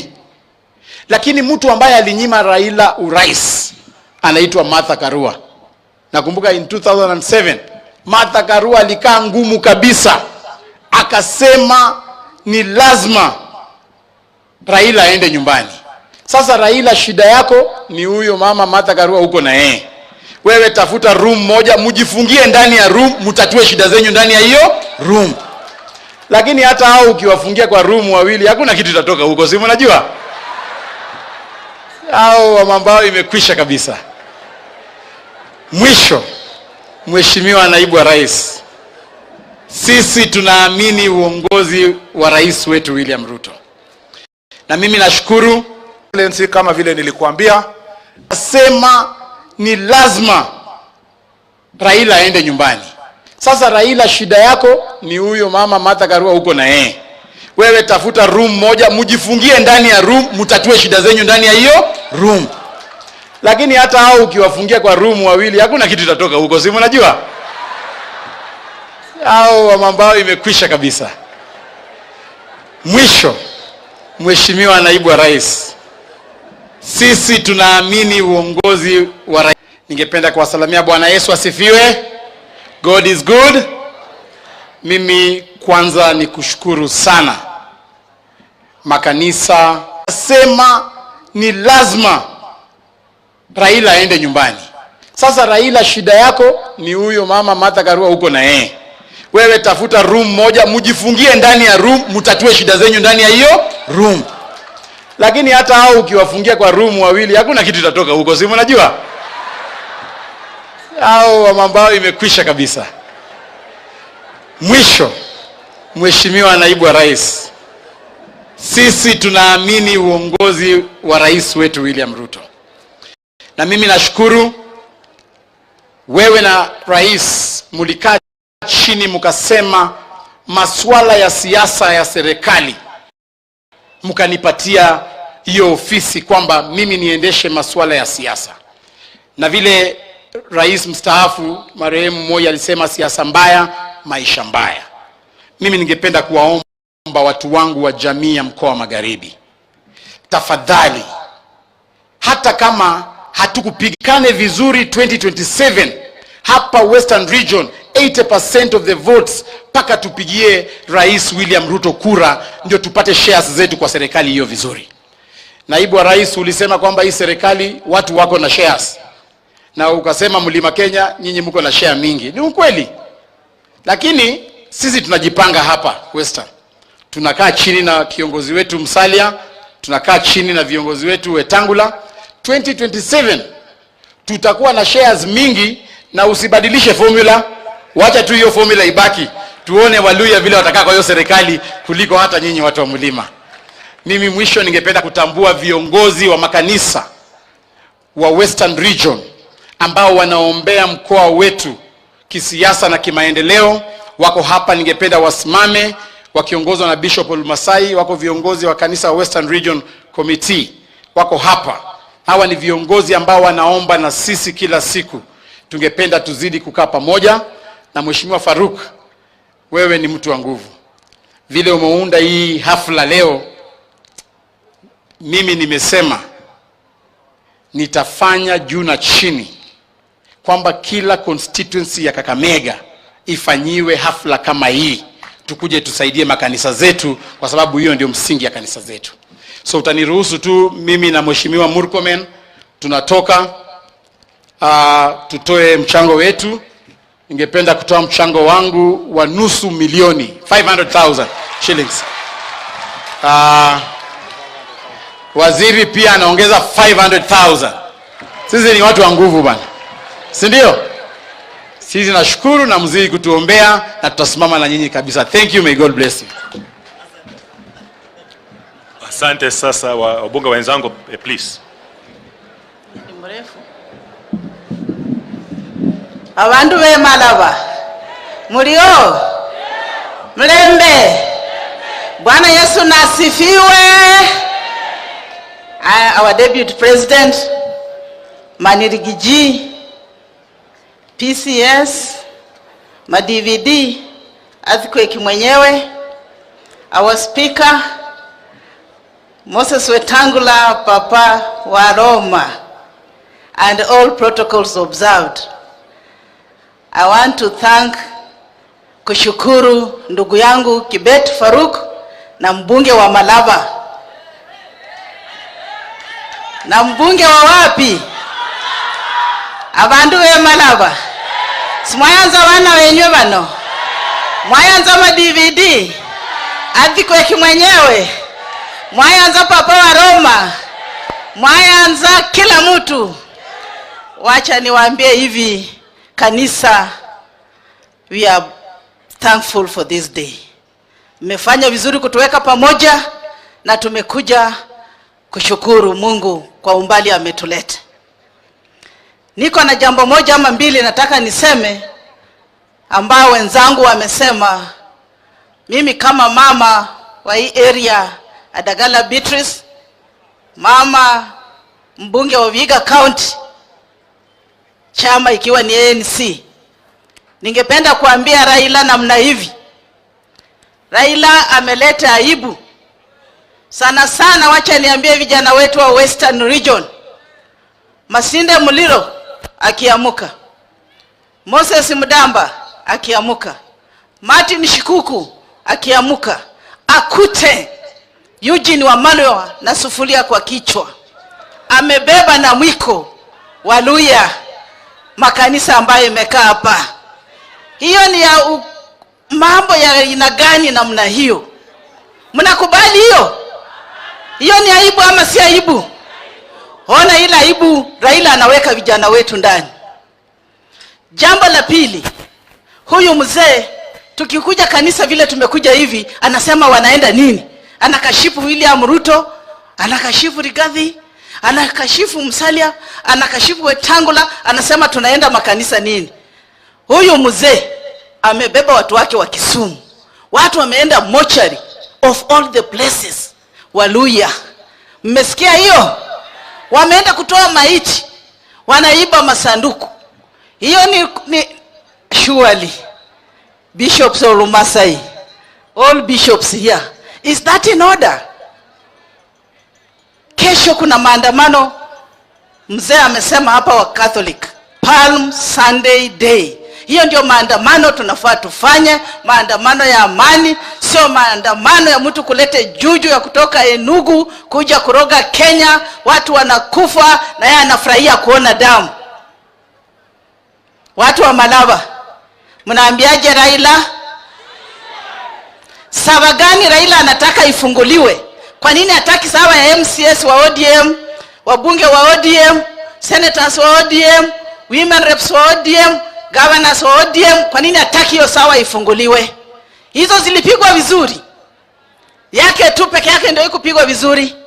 Raila, ukome. Raila, you are now a grandfather. Raila, you are now a dinosaur. Wachana na serikali ya William Samoei Ruto ya Kenya Kwanza, watu tufanye kazi yetu. Si namna hivyo? Haya, mimi nitaenda, mimi ni mama wa ANC, mnanijua wengi, mnanijua hapa Malava.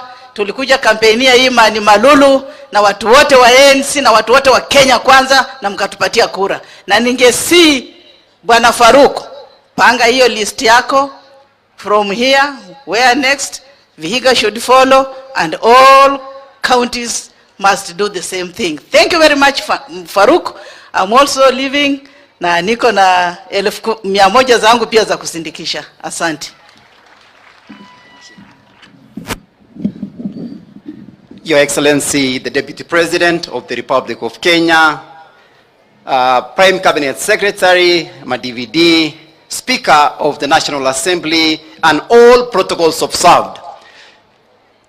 watu wa Malava, mrembe bosi, mrembe.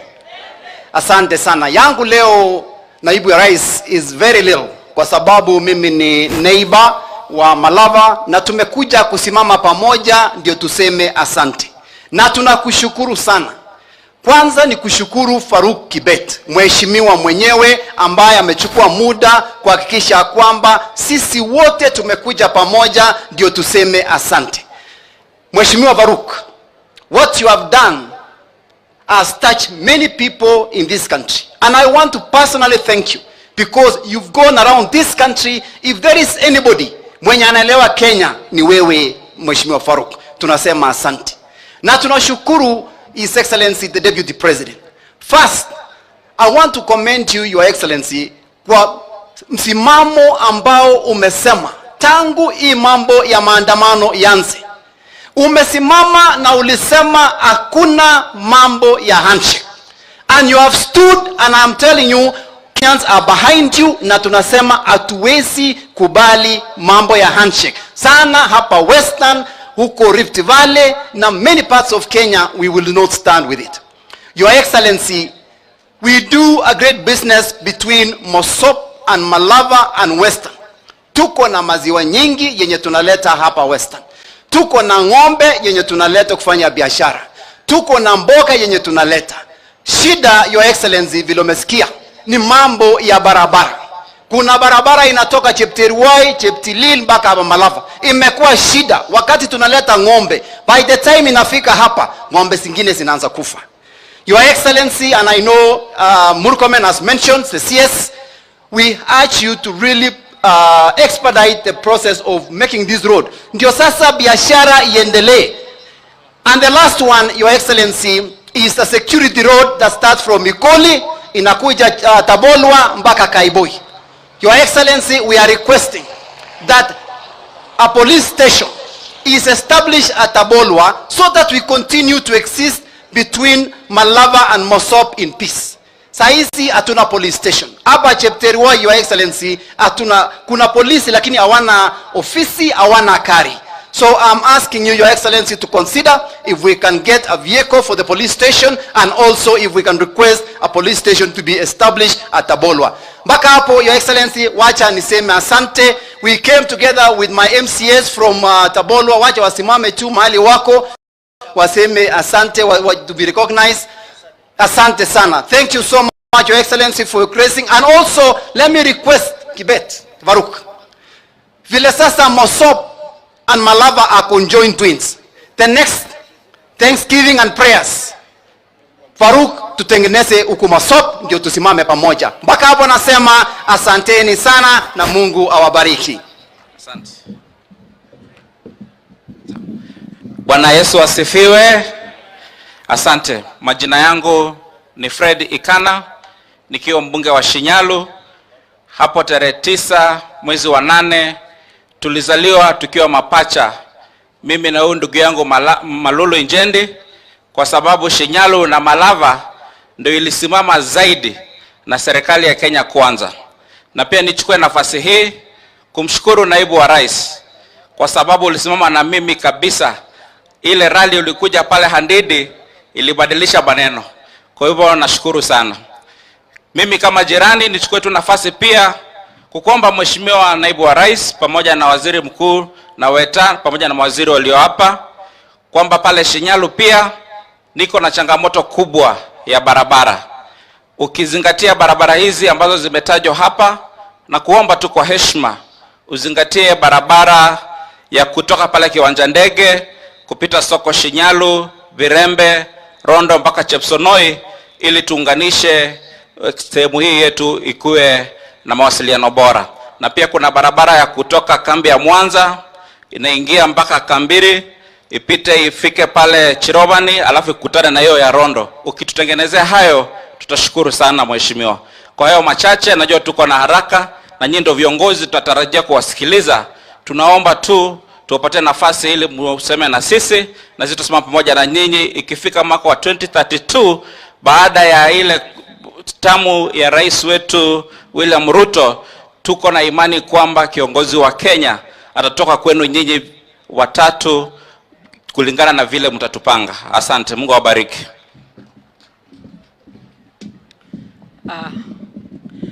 Asante sana. Bwana Yesu asifiwe. Kwa majina ni Janet Sitienei, mjumbe jirani hapa Tarbo, naibu wa rais, ma-DVD wetu, baba wa Roma pamoja na Wanda, unipe ruhusa niweze kushukuru huyu patron Faruk kwa sababu hii kongamano amefanya ya makanisa ameanzia kule Tarbo, na ninaona inaleta amani na uwiano baina ya wenye nchi wa Kenya. Pili, naibu wa rais, nipe ruhusa ni kushukuru kwa dhati kwa ajili na rais wetu kwa ajili ya mbolea ambayo mlipunguza bei. Wote wako hapa ni wakulima wa mahindi, wakulima wa miwa, na imewasaidia pakubwa sana. Hata sasa hivi wanapanga jinsi wataendelea kufanya upanzi. Tunataka kushukuru sana naibu wa rais. Nataka kusema ya kwamba yale mambo yameguzwa kwa barabara, naibu ya rais, itakutanisha constituencies 3. Kwa hivyo naunga mkono ukaweze kutusaidia kwa upande wa lami kwa sababu itatuunganisha wote. Naibu wa rais, nikimalizia nataka niseme hivi kwa ajili ya huyu Raila Amolo Odinga. Nataka nishukuru na niseme presidency yetu inaendelea kutekeleza kazi nzuri sana na raia wameona. Huyu Raila Amolo, naibu wa rais, kama kuna sheria afungwe kwa ajili ya maafa ya vijana ambayo imetokea. Afungwe kwa ajili ya mali ya watu ambayo imeporwa, naibu wa rais. Na pia naibu ya rais afungwe kwa kuweka aibu wanaume wetu wazee kubeba masufuria kichwani. Ni laana katika kidesturi ya Mwafrika. Na mwisho kabisa, naibu wa rais, nafikiri kwenda mbele tuweze kuketi tuone ya kwamba picketing itengewe sehemu moja katika hii nchi ambapo mtu yeyote kama Raila Amolo Odinga anataka kwenda kupicket, wakae pale wamesingirwa, wafanye picketing wamalize. Tutenge sehemu ya kufanya picketing katika nchi yetu. Otherwise, naibu wa rais, pale Chepsaita ambao ni mpaka yetu kuna shamba ambayo ni PI, na ningependa kuomba naibu ya rais ili tuweke jina lako utujengee pale TTC ambapo wenye nchi wa Western na wale wa Rift Valley watoto wao watakuwa wanaenda kusoma pale. Asante sana naibu ya rais na karibu sana Rift Valley na Western. God bless you and God bless Kenya. Thank you, Your Excellency, the Deputy President of the Republic of Kenya, Mheshimiwa Rigathi Gachagua, Dr. Moses Wetangula, Speaker wa National Assembly, Dr. Musalia Mudavadi. All protocols observed. Nataka kuchukua nafasi hii kwa ufupi, Your Excellency, because si siku ni yako na tumechukua muda mrefu. Wananchi pia wanachoka. Sitachukua nafasi mrefu sana kwa kuongea. Leader of majority wetu Kimani Ichung'wah na leader of majority wa Senate. Sisi kama jamii ya mkoa huu, mimi ndio chairman ya Western Region Parliamentary Caucus.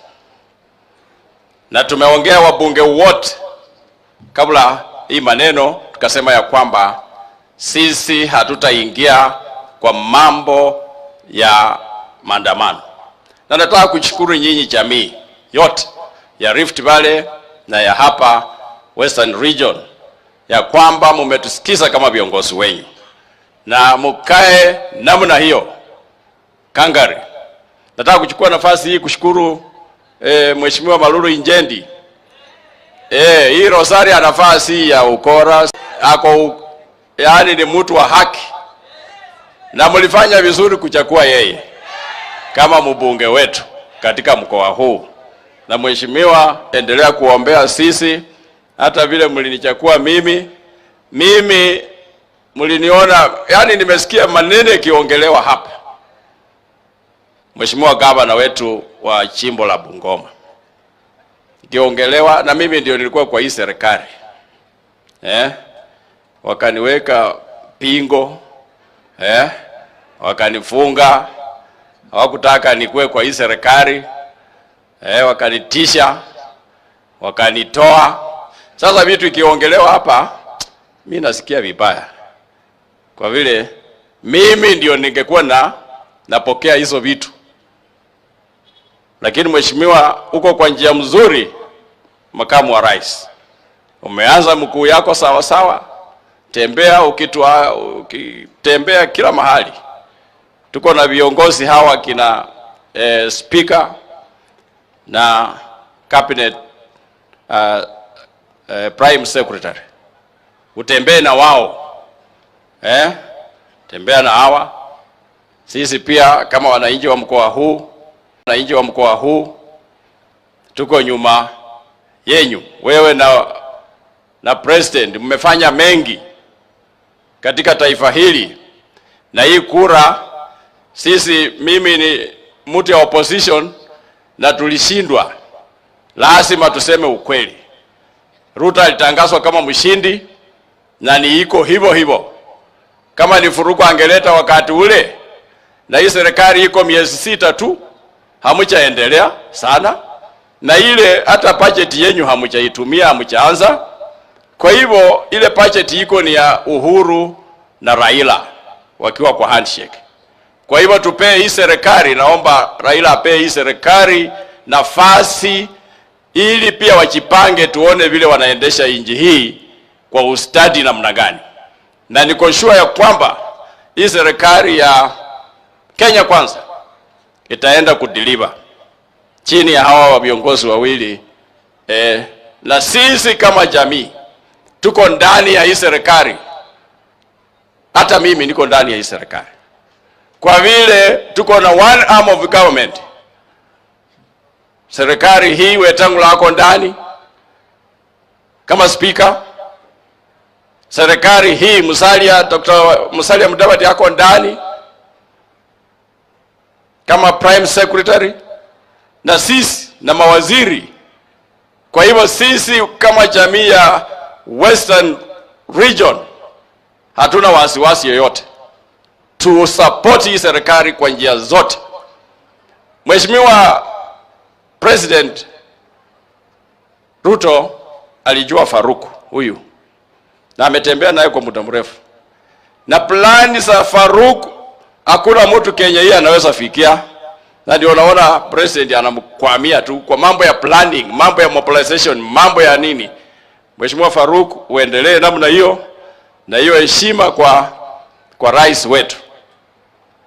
Nafikiri kwa ajili ya masaa sitaongea mambo mengi, lakini nataka na naomba jamii zetu counties 5, Trans Nzoia, Bungoma, Vihiga, Busia, Kakamega, sote 2027 tunapiga kura kwa kikapo kimoja, bila kusema ati wewe ni Maragori, wewe ni Mteso, wewe ni Msabot, wewe sijui ni Munyala.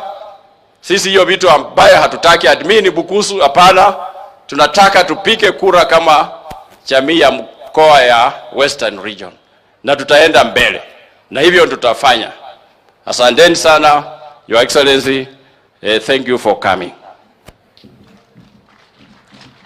Basi kwa leo kuna wajumbe wafuatao hawakufika, lakini iko na ujumbe wao. Mheshimiwa Emmanuel Wangwe na Vaholo amenipatia 30,000 kwa Faruk. Kuna Mheshimiwa Sloya Sabatia ametuma mwakilishi, anayesimama tu aonekane. Sloya ametuma mwakilishi, yuko hapo hivyo. Kuna Mheshimiwa Naika amenipatia mambo yake 80,000. Amesema Faruk ni rafiki wa ndani, ulimsaidia ile barabara ya Mumias Msanda, na akasema wewe na naibu wa rais mlikuwa naye kwa kamati moja, yule Mheshimiwa Naika. ako na sisi. Kwa hivyo hapa tunao wenzetu akina Profesa Kutima, asante kuwa hapa. 20. Okay. Profesa Kutima, asante kutoka pande hiyo ulikuwa, huyu alikuwa upande wa ODM akatoka huko, ODM ilimfanyia madhara, sasa ako na sisi. Hii mama Signal alikuwa ODM imemfanyia madhara sasa ako pande hii, nasema ni asante. Kuna kijana yetu amesafiri kutoka Nairobi, yeye kwa Kera, Dan Manyas. Sijui kama umefika, simama mahali uliko, Dan Manyas, mtu wa Kera, mtu wa barabara, asante, ni kijana wetu. Kwa hivyo nachukua nafasi hii kumkaribisha Kimani Ichung'wah, kijana wa nguvu. Huyu jamaa mkabara cha bolagara hasati kaka na hatuha small in body kitu kwa akili kubwa. Karibu. Mheshimiwa Sloya amepeana shilingi 20,000.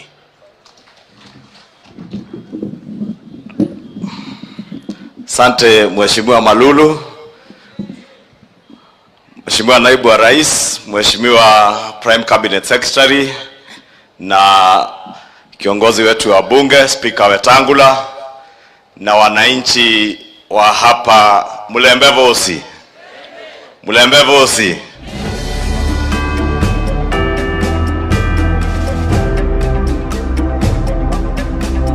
Nigo oendete kurigiriria Mwamogusii TV, enkoro y'Omugusii.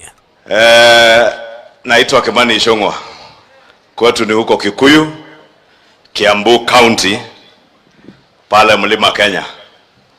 Na nimefurahi kuja kuungana na ndugu yetu Faruk na Mheshimiwa Naibu wa Rais na viongozi wengine kwa hafla hii ya shukrani kupitia kwa makanisa ambayo Faruk ni patron wake.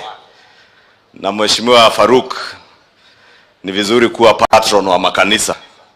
Najua wakati ulikuwa hapa ulisema kuna mapatron, hata iko patron ya maandamano, na wewe umeamua usiandamane kama sio maandamano ya Palm Sunday ya kanisa la Katoliki, na tunakushukuru, na ndio tumekuja kukushikilia na watu wa eneo hili. Mengi yamesemwa Mheshimiwa Naibu wa Rais, kwa hivyo sitakuwa mwingi wa maneno, lakini jua jana na nimesikia Mheshimiwa Beatrice akisema ya kuwa watu wamepora mali kwa maduka mpaka wamemaliza huko Kisumu, sasa wameanza kupora maiti kwa mochari.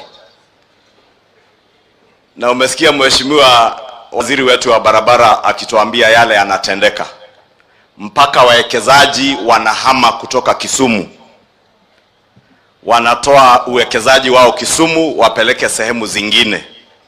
Watu wanaharibu mabarabara, na wale wanaofanya hayo, yule anaowaongoza anawaambia anawaongoza waharibu mali, wapore mali ya watu wengine, watoto wa mamama na wazee wauawe kwa maandamano kwa kisingizio cha gharama ya maisha na kufunguliwa kwa sava. Na spika wangu ambaye ni wakili shupavu, huyu Papa wa Roma, na ni Mkatoliki mwema, kwa hivyo husema ukweli vile ulivyo, atakwambia pale Supreme Court tarehe 31 mwezi wa 8 hiyo sava wanauliza ifunguliwe. Supreme Court iliamrisha ifunguliwe, ikafunguliwa, wakakagua na wakatosheka na yale yaliyokuwa ndani ya sava. Sasa wanaambia Rais William Ruto na Naibu wa Rais ati wafungue sava. Na nimeona wengine wakiandamana Nairobi, wengine wako uchi, wengine amevaa tu suruali, ameandika huko nyuma fungua sava. Sasa nikajiuliza, hii Mheshimiwa Naibu Rais, hii sava unaambiwa ufungue ni hiyo watu wako na suruali wanakuambia ufungue sava? Na rais, na wewe ni mtu wa kanisa, huyu Naibu wa Rais ni mtu wa PCA.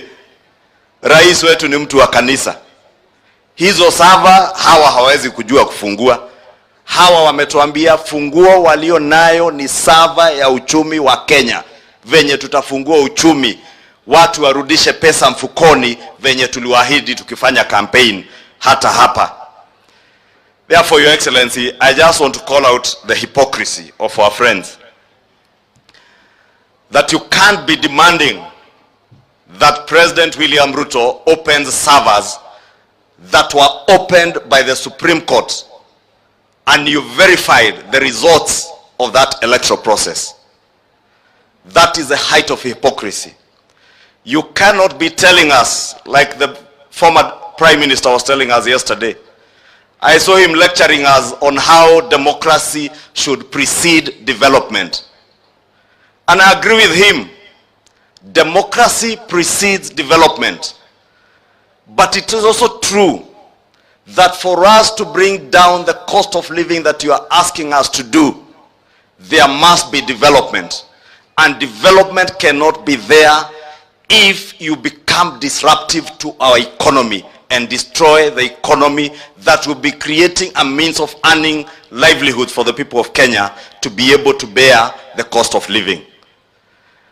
And I heard him yesterday lecture our international partners and development partners, saying that they are quiet as their demonstrations are disrupted apparently. But we want to tell Mr. Odinga, the international community is not quiet. They are watching you as you slide our country into anarchy. The International Criminal Court equally is watching you as you slide our nation into anarchy. And since I heard you lecture our international development partners on the tenets of democracy, let me also educate you, sababu labda uzee imekuingia umesahau kidogo, the tenets of democracy. Anarchy is not one of the tenets of democracy. And you cannot be inciting the country into anarchy and lecturing the world about democracy. One of the chief tenets of democracy is the adherence to the rule of law, constitutionalism, and law and order. If you demand respect as a former Prime Minister, respect those who have been elected by the people of Kenya to govern our country and allow peace to prevail. Anarchy will only take you to ICC. Na nilisikia sababu siku hizi wewe na Uhuru hamtaki kuona nikiongea, na nitaongea ama ninyamaze? Niwaambie nisiwaambie? Najua nilisikia jana akisema walitaka kuniua. Wewe miaka yako yenye imebaki hakuna mtu anaweza kuua. Tumekuachia Mungu. Na tumwambie Raila, nobody is interested in your life. You are destroying your own life. Wewe mzee. William Ruto, Rigathi Gachagua, Musalia Mudavadi, Wetangula, Kimani Ichung'wah na wale wengine unashida ukitajataja ati tuna haja na maisha yako. Hatuna haja na maisha yako, tuna haja na maisha ya Wakenya wenye unaua kwa maandamano, vijana wenye wamekufa Kisumu, watoto wa wenyewe. Na wewe Raila huwezi hata tembelea hizo mafamilia, lakini una nguvu, una uwezo wa kwenda kumtembelea shamba la Uhuru Kenyatta kuangalia miti iliyokatwa na kondoo. Kondoo na miti ndio ziko na maana kuliko maisha ya wananchi kweli? Tumwambie tusimwambie? Wewe Raila, elewa vizuri, maisha ya kondoo ni muhimu, miti ni muhimu, lakini maisha ya watoto ya wenyewe wenye unaelekeza wakafe ndio muhimu zaidi. Mali ya familia ya Kenyatta ni muhimu kama mali ya vijana na wamama ambao umebomolea maduka zao Kisumu, kama mali ya wale watu wa Embakasi Na najua wewe Raila, you are targeting specifically Kikuyu-owned enterprises in the city of Nairobi because we did not vote for you. We want to tell you, as the people of Mount Kenya, we do not owe you anything, Mr. Raila Odinga. If you want to look for anybody who owes you anything, look for Uhuru Kenyatta. He is the one who promised you votes. Sisi tulijaribu kukushauri, tukiwa na Rigathi na wale wengine, tukakwambia Mount Kenya huwezi pata kura. Kwa hivyo usitupanish na kubomoa biashara za watu wa Mlima Kenya eti sababu tulikataa kukupea kura. Heshimu mali ya watu wengine vile yako inavyoheshimiwa. Nilisikia Martha Karua akisema ati anapeleka sijui IG kotini sababu gari yake iligongwa kwa maandamano. Sasa nikauliza, wewe ni gari, wale wameuawa. Wewe Martha Karua, 3 women who were raped by your goons in Mathare, watapeleka nani kotini kama sio wewe na Raila? And I want to declare today, Raila, Your Excellency, don't treat Raila Odinga with kid gloves. Asipembelezwe. Ako na bahati ni wewe naibu wa rais na rais muko kwa uongozi. Kama ingekuwa mimi, huyo mtu angeona. Huyo mtu ati ubomoe biashara za watu, uende ukapore mpaka maiti, unatoa maiti kwa sanduku, unatupa nje, uibe sanduku la maiti, unabomoa biashara za watu Nairobi. And Raila Odinga, we respected you as a father of democracy in this country, but you have since transitioned from a fighter for democracy to a hired goon. You are now a mercenary for hire, hired by Uhuru Kenyatta to try and blackmail a legitimately elected government by the people of Kenya.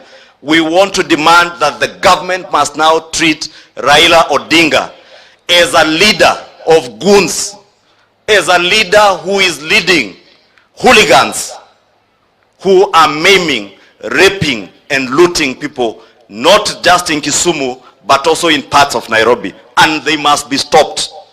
Wasimamishwe, wasisimamishwe. Wasimamishwe, wasisimamishwe. Na unajua ni venye tu tunapenda amani, Mheshimiwa Naibu wa Rais. Sio ati hatuna uwezo wa kukusanya watu walinde mali yao, but because we value the peace of our country above everything else. That's why we exercise restraint. Hata kama juzi niliona wakienda ati kupiga factory yake ile ya gas na shamba ya Uhuru ati ili watuwekelee hiyo. Na niliwaambia sisi sio watu wa kutishwa, walituwekelea. Hata huyu naibu wa rais walimwekelea mambo, akashikwa, akapelekwa kotini, si ameachiliwa. Kwa hivyo msichoke mkivamia manyumba zenyu, na mjiulize wa Kenya, kama Raila Odinga mke wake ako kwa ofisi siku ya Jumatatu, wafanyi kazi zaidi ya 100 wako kazini pale Spectra East Africa, na anakuambia wewe usifungue duka ati ni holiday. Kama kwa shule ya Peponi School ya Uhuru Kenyatta watoto wanasoma, na unaambia watoto wa maskini Kibra wasiende shule na wengine Kisumu wasiende shule.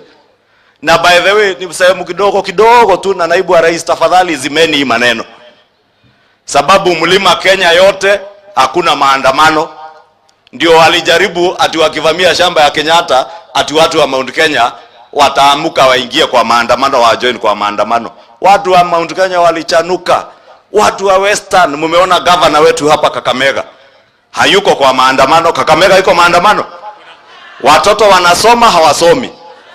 Si munaendelea na biashara? Uende Mount Kenya ni vivyo hivyo, hakuna maandamano, watoto wanasoma, biashara zinaendelea. Uende Northeastern Kenya hivyo hivyo, no maandamano, watoto wanasoma, biashara zinaendelea. Uende Coast hivyo hivyo. Maandamano sasa imebaki hapa Kisumu peke yake, na pale Kibra na Mathare. And he is bringing goons ili kwenda kupora mali ya watu. That we want to tell you, Mr. Raila Odinga, you will stop. If you do not stop, government must use all legitimate force to stop you from destroying our country, destroying the peace and tranquility in our country, and destroying other people's properties.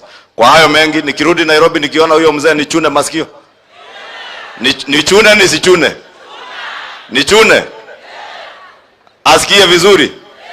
Na tumwambie tunamtakia maisha marefu. Hakuna mtu ana haja na maisha yake. Sasa ukifikisha miaka 80, kwani unafikiria utaishi miaka ngapi dunia hii?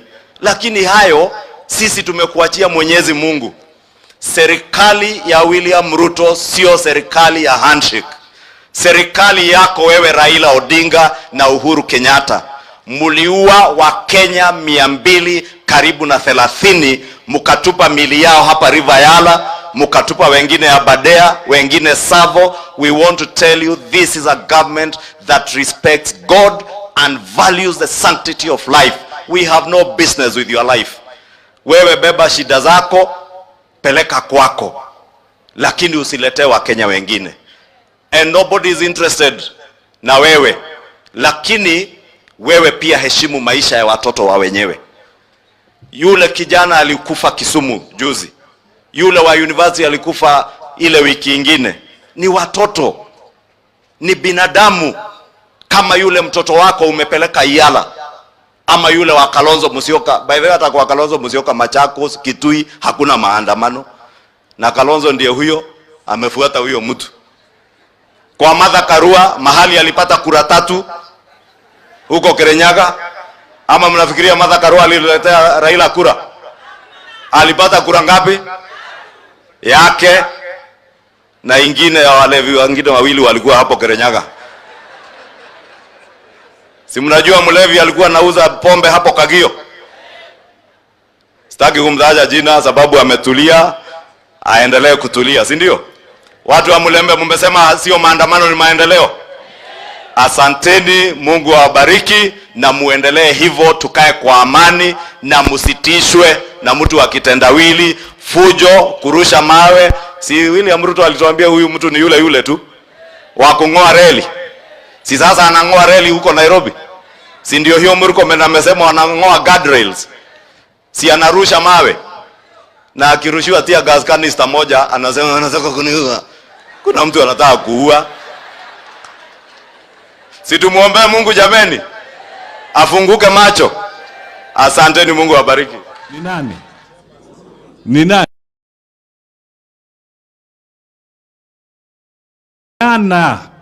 The sword of authority, the instruments of authority to William Samoei Ruto.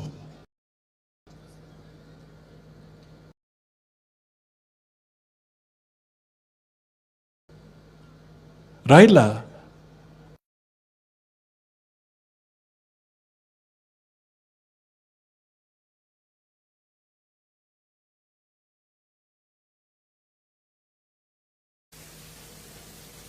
there is the law of diminishing returns.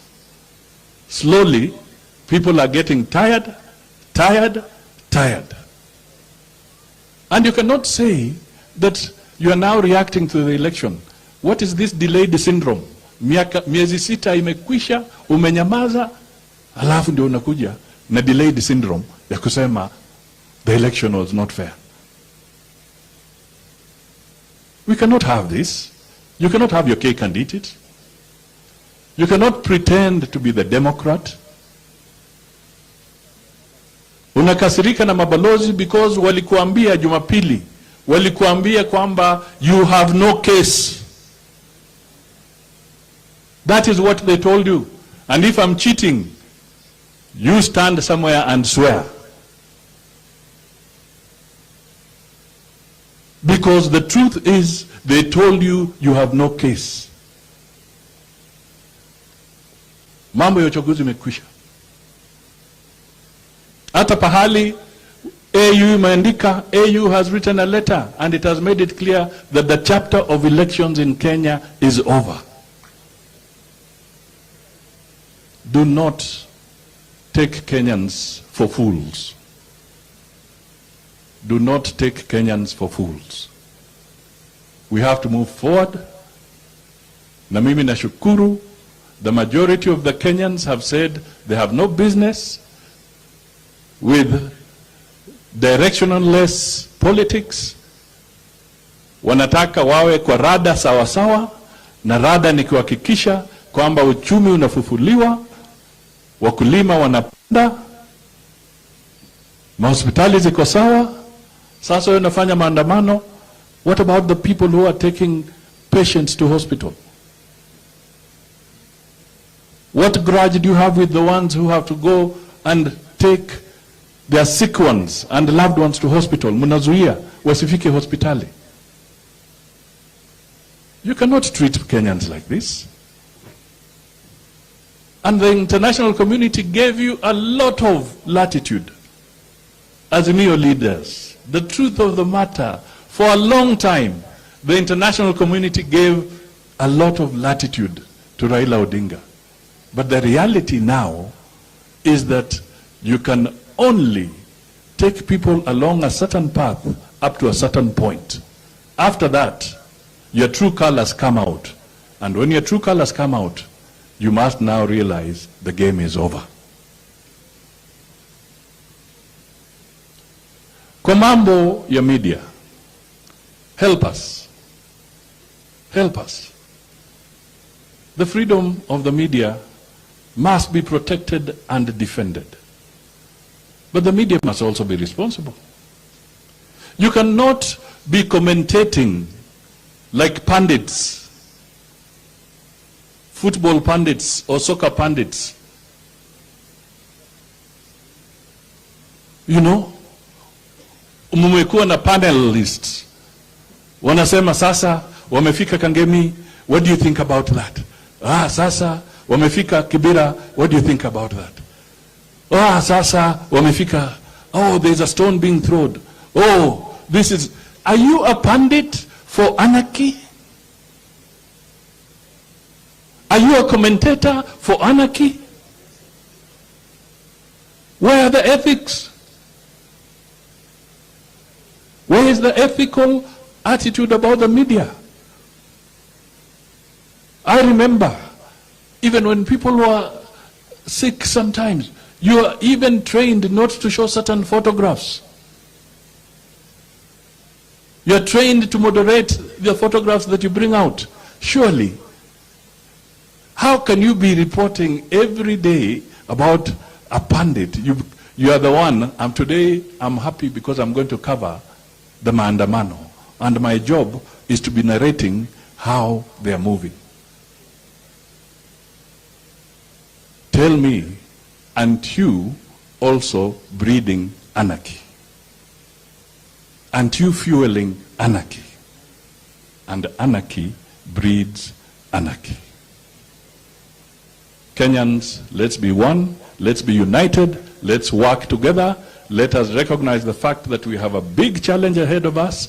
Kenya ijengwe, and the President of the Republic of Kenya is William Samoei Ruto. If you have an issue, let us meet in 2027. That is how democracy is. Wacha kutuzungusha kwa kuruha. Malulu njendi kwa kuruha. Tumechoka. We cannot continue that way. Let us be a united nation. Let us work together. So let me take this opportunity to invite our brother, the Deputy President, Mheshimiwa Rigathi Gachagua, naye azungumuze aseme yake. Asanteni sana, na tutatoa mchango yetu baada ya yeye kumaliza kuzungumuza. Thank you so much. Piga makofi kidogo.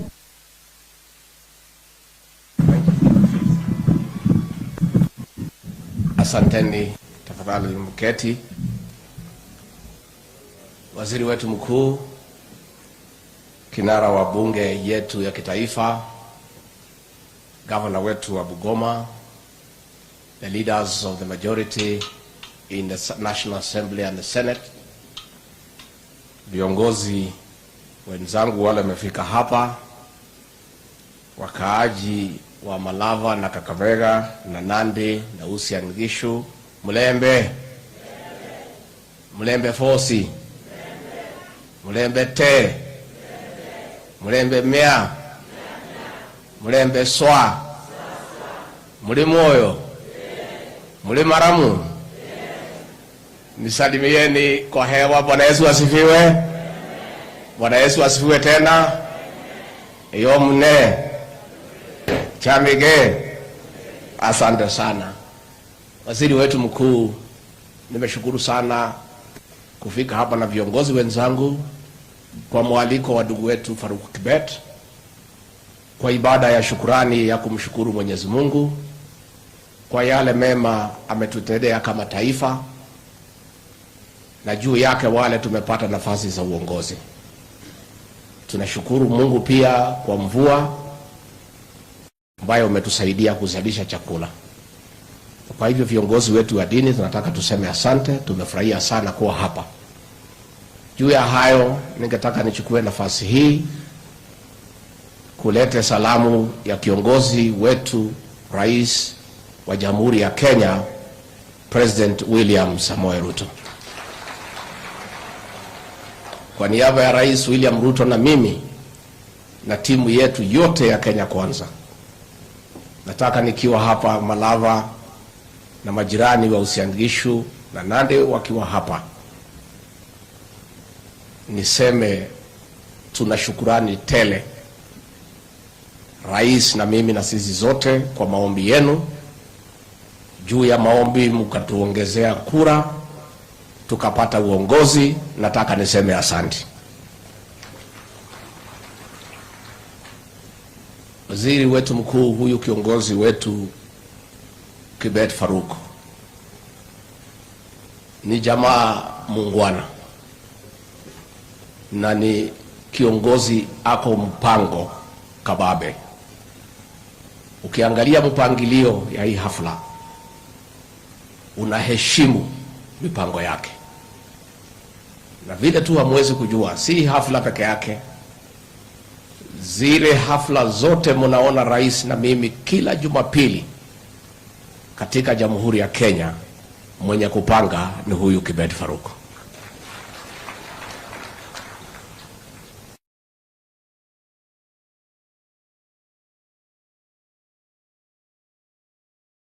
Ile ya barabara, Waziri Kipchumba Murkomen amejibu na tutafuatilia. Umeuliza ile mambo ya stima, huyu mbunge huyu wetu Malulu Ijendi, mtu ya nguvu, chuma ya zamani, utakuja kwangu ndio tufuatilie pamoja. Na ninataka pia nichukue nafasi hii kwa kupongeza watu ya Malava kwa kumchagua huyu kiongozi. Huyu kiongozi, hata kama kuna pahali alikuwa amechanganyikiwa kidogo, karibu azame pale kwa ile mzee akitendawili, Mungu akamuonesha njia, na ndio waleo ameleta serikali yote hapa. Kama angepotea njia ile, angekuwa sasa na sufuria juu ya kichwa akingangana na tear gas. Kwa hivyo watu ya Malava, huyu kiongozi tunamheshimu, tunampenda, ako na ujasiri, ako na maono ya kuendeleza maendeleo katika eneo hili la uwakilishi bungeni. Mambo ya bolea, mnajua tulipata bolea ikiwa shilingi 7,000. Ilikuwa imewekwa 7,000 na yule rais aliondoka wakiwa na ndugu yake yule mzee wa maandamano. Mnasema ati kwa ile hesabu ya shares tusibadilishe formula. Hatuwezi badilisha formula, itakaa hivyo. Bidii yenu ndio itaokoa nyinyi. Lakini kwa kipimo changu, najua mimi ndio mwenye kuweka kipimo hapa Malava, shares yenu iko juu kiasi, na kwa hivyo na kwa hivyo mtaendelea kuvuna, na hiyo ni msimamo wangu na iheshimike pia, kwa sababu ni maoni yangu ya kwamba wale walipanda wapewe nafasi wafune, wale walipanda zaidi wavune zaidi, wale walipanda katikati wavune katikati, wale walipanda chini wavune chini. Lakini tunataka kuuliza jamii ya Mlembe, tukiwa na heshima kubwa kwa hao viongozi wawili, waziri mkuu na huyu kinara wetu wa bunge, tunatambua nyinyi kwa sababu ya ile msimamo mlichukua, mkapiga hesabu ya siasa na mkaamua kama viongozi hamwezi peleka jamii kwa upinzani.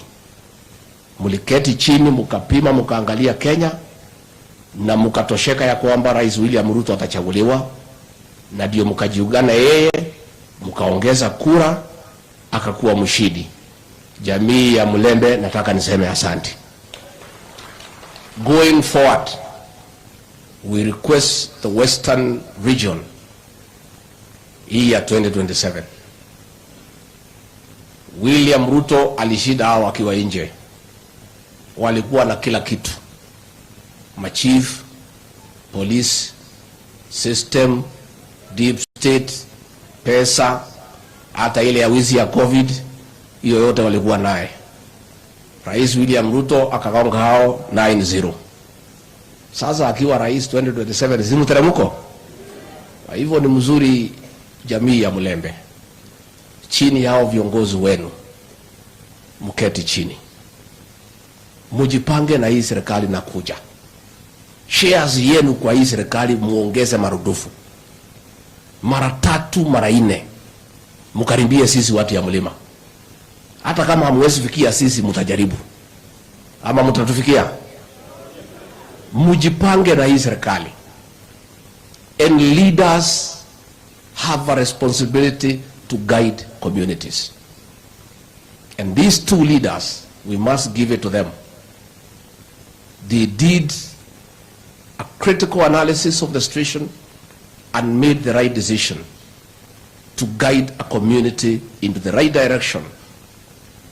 And going forward, we urge this Western region to make a conscious decision and move into government en masse. Kwa sababu ukipanda mahindi mwaka ya kwanza na huvuni, upande mwaka wa pili hauvuni, wa 3, wa 4, wa 5, mwaka ya 6 sikupanda mahindi utakuwa mjinga. This region has invested kwa hii mzee ya maandamano for as long as we can remember, but hakuna kitu ya kuvuna. It is the time to have a paradigm shift. Tuachane na hiyo mzee, aende retire, mjipange na Rais William Ruto, na huko mbele you get this community in mainstream government so that the region can reap maximum development needs, na tuweze kuendelea hapo mbele. Tunataka kusema tuko na heshima kubwa sana kwa hii jamii for the stand you have taken over the post-election violence that is going on in Nairobi by Raila Odinga. This region, despite the majority of its residents having cast their vote in favor of Raila Odinga, the community has moved on, decided elections are over, and made a conscious and a wise decision not to follow him in bad manners of destroying property and creating chaos and mayhem. Watu ya Mlembe, tunatolea nyinyi kofia. And as you can see, you are not alone. I was in Mombasa. The people of the coast region who have voted for that mzee for a long time, including the last election, have abandoned him. We were in Kisii, the same, they have abandoned him. Ukambani, Kalonzo is alone. That mzee has profiled his community negatively. That one community is the only community creating chaos and mayhem against the rest of Kenya. It's unfair to his community that has supported him to a man for as long as we can remember, to have that community to be seen negatively as destroyers of property, as chaotic people, as people who have no time for productive engagement. And we're asking the people of that region to also call themselves to a short meeting and analyze what gain is there in following somebody who is pursuing selfish agenda at the expense of the image of the community and at the expense of development. And let me tell you, huyu mzee wametutumania na akina Uhuru, they sent emissary to us. Hii maneno ya unga ni kisingizio. This whole thing has nothing to do with unga. It is wanting to come and sit with us to negotiate their entry into government. And we are saying, once bitten, twice shy. Raila Odinga has perfected the strategy of causing havoc,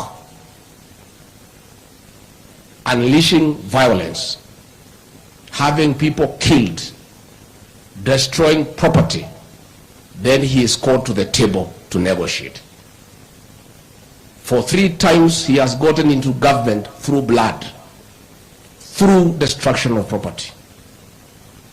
President William Ruto and I, on 13th of September last year, before God and before man, took the Bible with the entire world watching and so to uphold and defend the Constitution. We have told their emissaries, we have no intention and no capacity to violate the Constitution. It will not happen. So the issue of nusu mkate government, the issue of handshake, is non-negotiable. Nevertheless, if they stop their bad manners and call of violence, we can have a sitting with only one agenda. One, to discuss the exit of Raila Odinga from the Kenyan political space and permanent retirement. That is the only agenda that we can discuss. They can continue causing havoc and mayhem for as long as he wants. But I want to assure the people of Kenya today from Kakamega, tomorrow, nobody, I repeat, nobody will be allowed to destroy property anywhere in the Republic. I want to caution those young men who have been taking advantage of the violence unleashed by Raila to steal property, to mug people, to loot property, that Monday is their last day to do so. The laws of this country are clear. This is no longer demonstrations. This is post-election violence, mugging, theft, robbery, including robbery with violence. Those are felonies. If they care to look at the penal code, the consequences are extremely heavy. Monday, the government of the Republic of Kenya will assert its authority in protecting life and property and upholding the rule of law. I'm just giving that caution to those young people that it is not going to be business as usual. It cannot happen, and it will not happen because it is wrong, it's immoral, it's unacceptable. I want to say, Raila Odinga, you are accusing the international community of abandoning you. You are out of order. Nobody has abandoned you.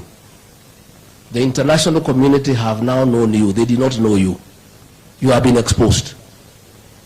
There before they thought you are a Democrat. You are a human rights crusader. But the events of August 15 at Bomas of Kenya, where all the ambassadors were present, as the public portal was displayed, and they added the votes, and they were convinced that William Ruto won fair and square. The issues you are now raising, the international community has told you off, and you have been exposed. Now you are crying. Oh, these people have abandoned us. For your information, America is the world's largest democracy. It is insulting to the American government for Raila Odinga to ask them to help him undermine democracy in Kenya. It's not possible. As Raila Odinga was running amok in the streets of Nairobi, in Mukuru Kayaba, in Maradaima, President William Ruto and the American ambassador, Meg Whitman, were having a serious conversation with over 200 investors where a deal for 80 billion shillings investment in this country was concluded. You are now asking the American ambassador to abandon discussing investment for the benefit of this country to come and support you in destroying property. It will not happen. We want to urge the international community, please ignore that old man. Now that you know him, much as he had misled you before, now you know him. He's just a man who has gotten whatever he wants through violence and anarchy. And now that he's exposed, that sorts out the matter. Leave him to us. We'll sort out the other issues with him locally here without your involvement. Nikimalizia niseme ya kwamba I want to talk to my elder brother and friend, President Uhuru Kenyatta. I have sent you a message through your emissary. Please, if you want to talk to us because you don't want to pay taxes, if you want to talk to us so that you don't return the money that you put abroad, you don't have to cause violence through Raila Odinga. You can call us for an honest conversation, and then we can discuss whether you pay tax, whether you don't, how, nini, tunaweza kubaliana. But it's also good for me to tell you, as you finance violence, violence is unpredictable. Many times, it comes to consume the financiers. Those young people you are sending to loot property and paying them, when they are through with looting property for the small people and there is nothing remaining, for the small people and there is nothing remaining, you know what they will do. I'd like you to take time, President Uhuru Kenyatta and Raila Odinga, if you have time. You read the history on the French Revolution of 1789, if you have time. As the revolution was going on, the peasants decided that the bourgeoisie and the aristocracy should be beheaded. And they started beheading them. Along the way, people were getting impatient that the beheading was too slow and they were craving for blood. A man called Robespierre, to sort out that issue, created a machine called the guillotine. And with that machine, the protesters were able to behead people very quickly. And as they beheaded more and more people, they became impatient. The machine was too slow. They wanted a quicker machine. To show their displeasure about the slowness of that machine, they looked for Robespierre and guillotined him. You have heard me. Nikimalizia niseme asanti. Tumeshukuru sana. This is our country. The people of Western have come with greetings from the people of the other mountain. When the two mountains, the Mount Kenya and Mount Elgon, speak in one voice, many good things happen. I would like us to strengthen our friendship, and we'll come here many times. Many times. Finally, these media people, Prime Cabinet Secretary, don't worry about them. These are Azimio people. They are part of Azimio. So you should not be bothered about them. They joined Azimio to run fake opinion polls. They wrote head. Nikimalizia niseme asanti. Tumeshukuru sana. This is our country. The people of Western have come with greetings from the people of the other mountain. When the two mountains, the Mount Kenya and Mount Elgon, speak in one voice, many good things happen. I would like us to strengthen our friendship, and we'll come here many times. Many times. Finally, these media people, Prime Cabinet Secretary, don't worry about them. These are Azimio people. They are part of Azimio. So you should not be bothered about them.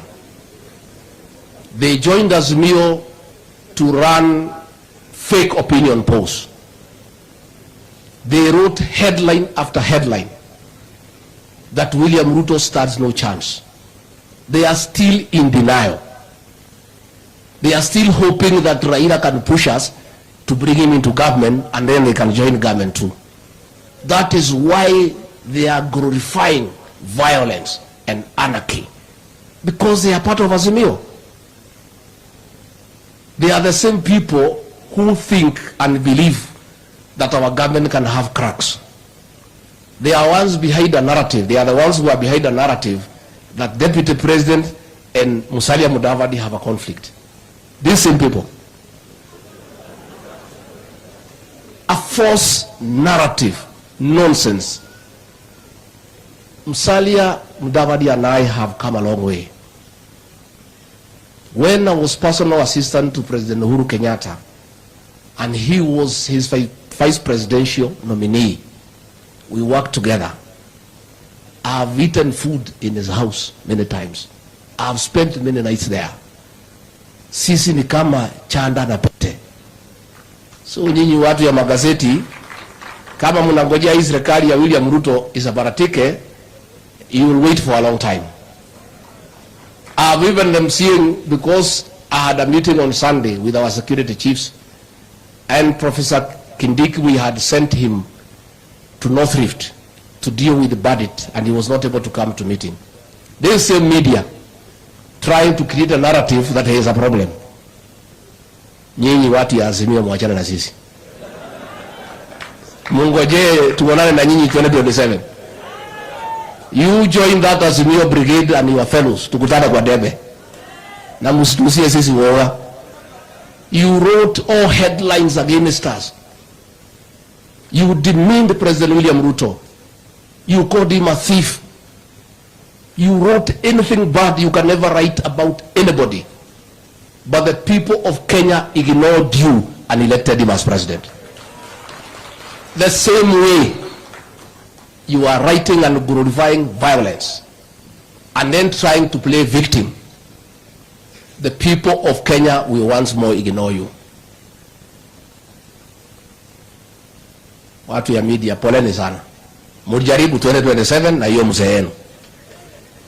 When I came, president amenituma akaniambia usalimie hao wangwana. Mumesalimika? Na akaniambia hata kama mnaenda maombi, sisi tunaelewa mambo ya kanisa, lazima tujenge kanisa. Kwa hivyo amenipatia bahasha ya kujenga kanisa. Kwa hivyo tumekuja. I don't know how Faruku you want us to collect the funds. Wengine wengi walitoa, wale bado toa. How? Yes. Yeah. Yeah. Kanisa wako na milioni 4, wapigie kofi. Haya, leta hiyo. President William Samoei Ruto, rafiki wenu, amenituma na shilingi milioni 3. Na mimi Rigathi Gachagua nimeongeza milioni 2.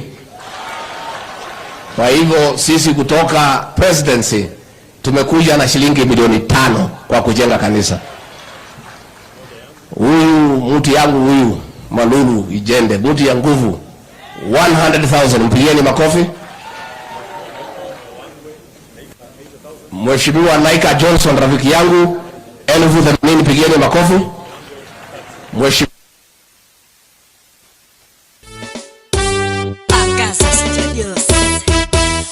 Mwamogusii tunatamba, Mwamogusii tuko mbele, Mwamogusii tunatamba, Mwamogusii tuko mbele, kazi yetu inaonekana, Mwamogusii tuko mbele, kazi nzuri tunayofanya, Mwamogusii tuko mbele. Mwamogusii tunatamba, Mwamogusii tuko mbele, Mwamogusii tunatamba, Mwamogusii tuko mbele, kazi yetu inaonekana, Mwamogusii tuko mbele, kazi nzuri tunayofanya, Mwamogusii tuko mbele. Ukitaka picha nzuri, pengine kwa harusi, pengine kwa matanga, tafuta Mwamogusii. Kazi yao ni nzuri, imejulikana, Marekani wanatamba, kisi yote inawajua, Mwamogusii tunajulikana sana.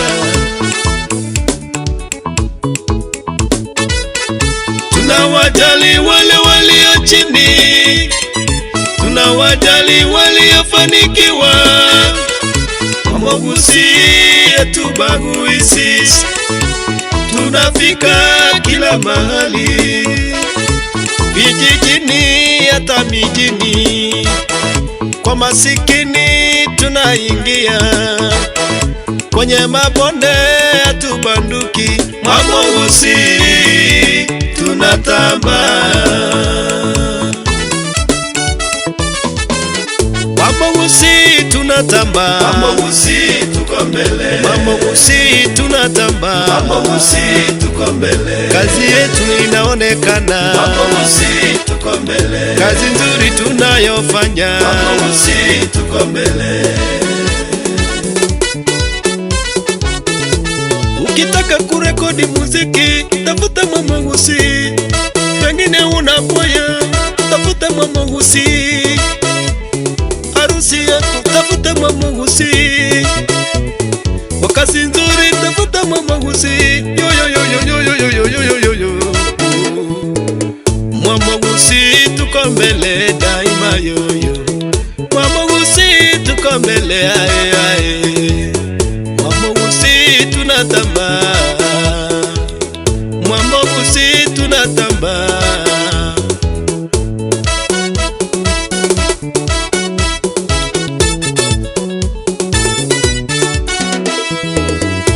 Pongezi kwa Dennis Onyamo, kwa kazi nzuri umefanya, Mungu akubariki.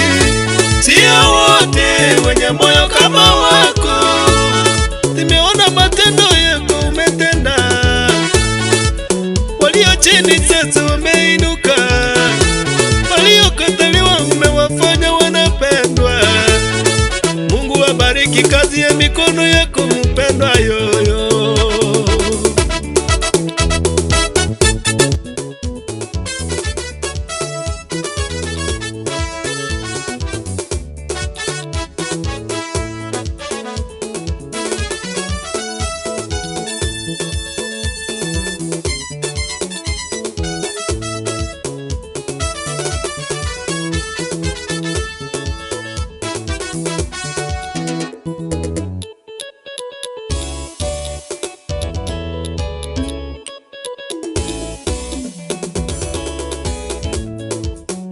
Mwamogusii, Mwamogusii, Mwamogusii, Mwamogusii, Mwamogusii, Mwamogusii. Muno nabo gukora igasingiya na Mwamogusii TV onye gutagete public system ibwate amone pakapa in case estima kirabore turiye Mwamogusii TV tukora umuyigo koba umuyega nabwigo onye gutagete a video encheno a video ere promising a video ekubwatu jikona chionse turiye Mwamogusii TV nabwigo enyorere chibicha chinchano chinkiranoko na Mwamogusii Media Group na bwigo onyagotaite live streaming itari komogia turige Mwamogusii TV tobeke eyemo asomuyigano bali ale Mwamogusii TV twerenire elinde gusi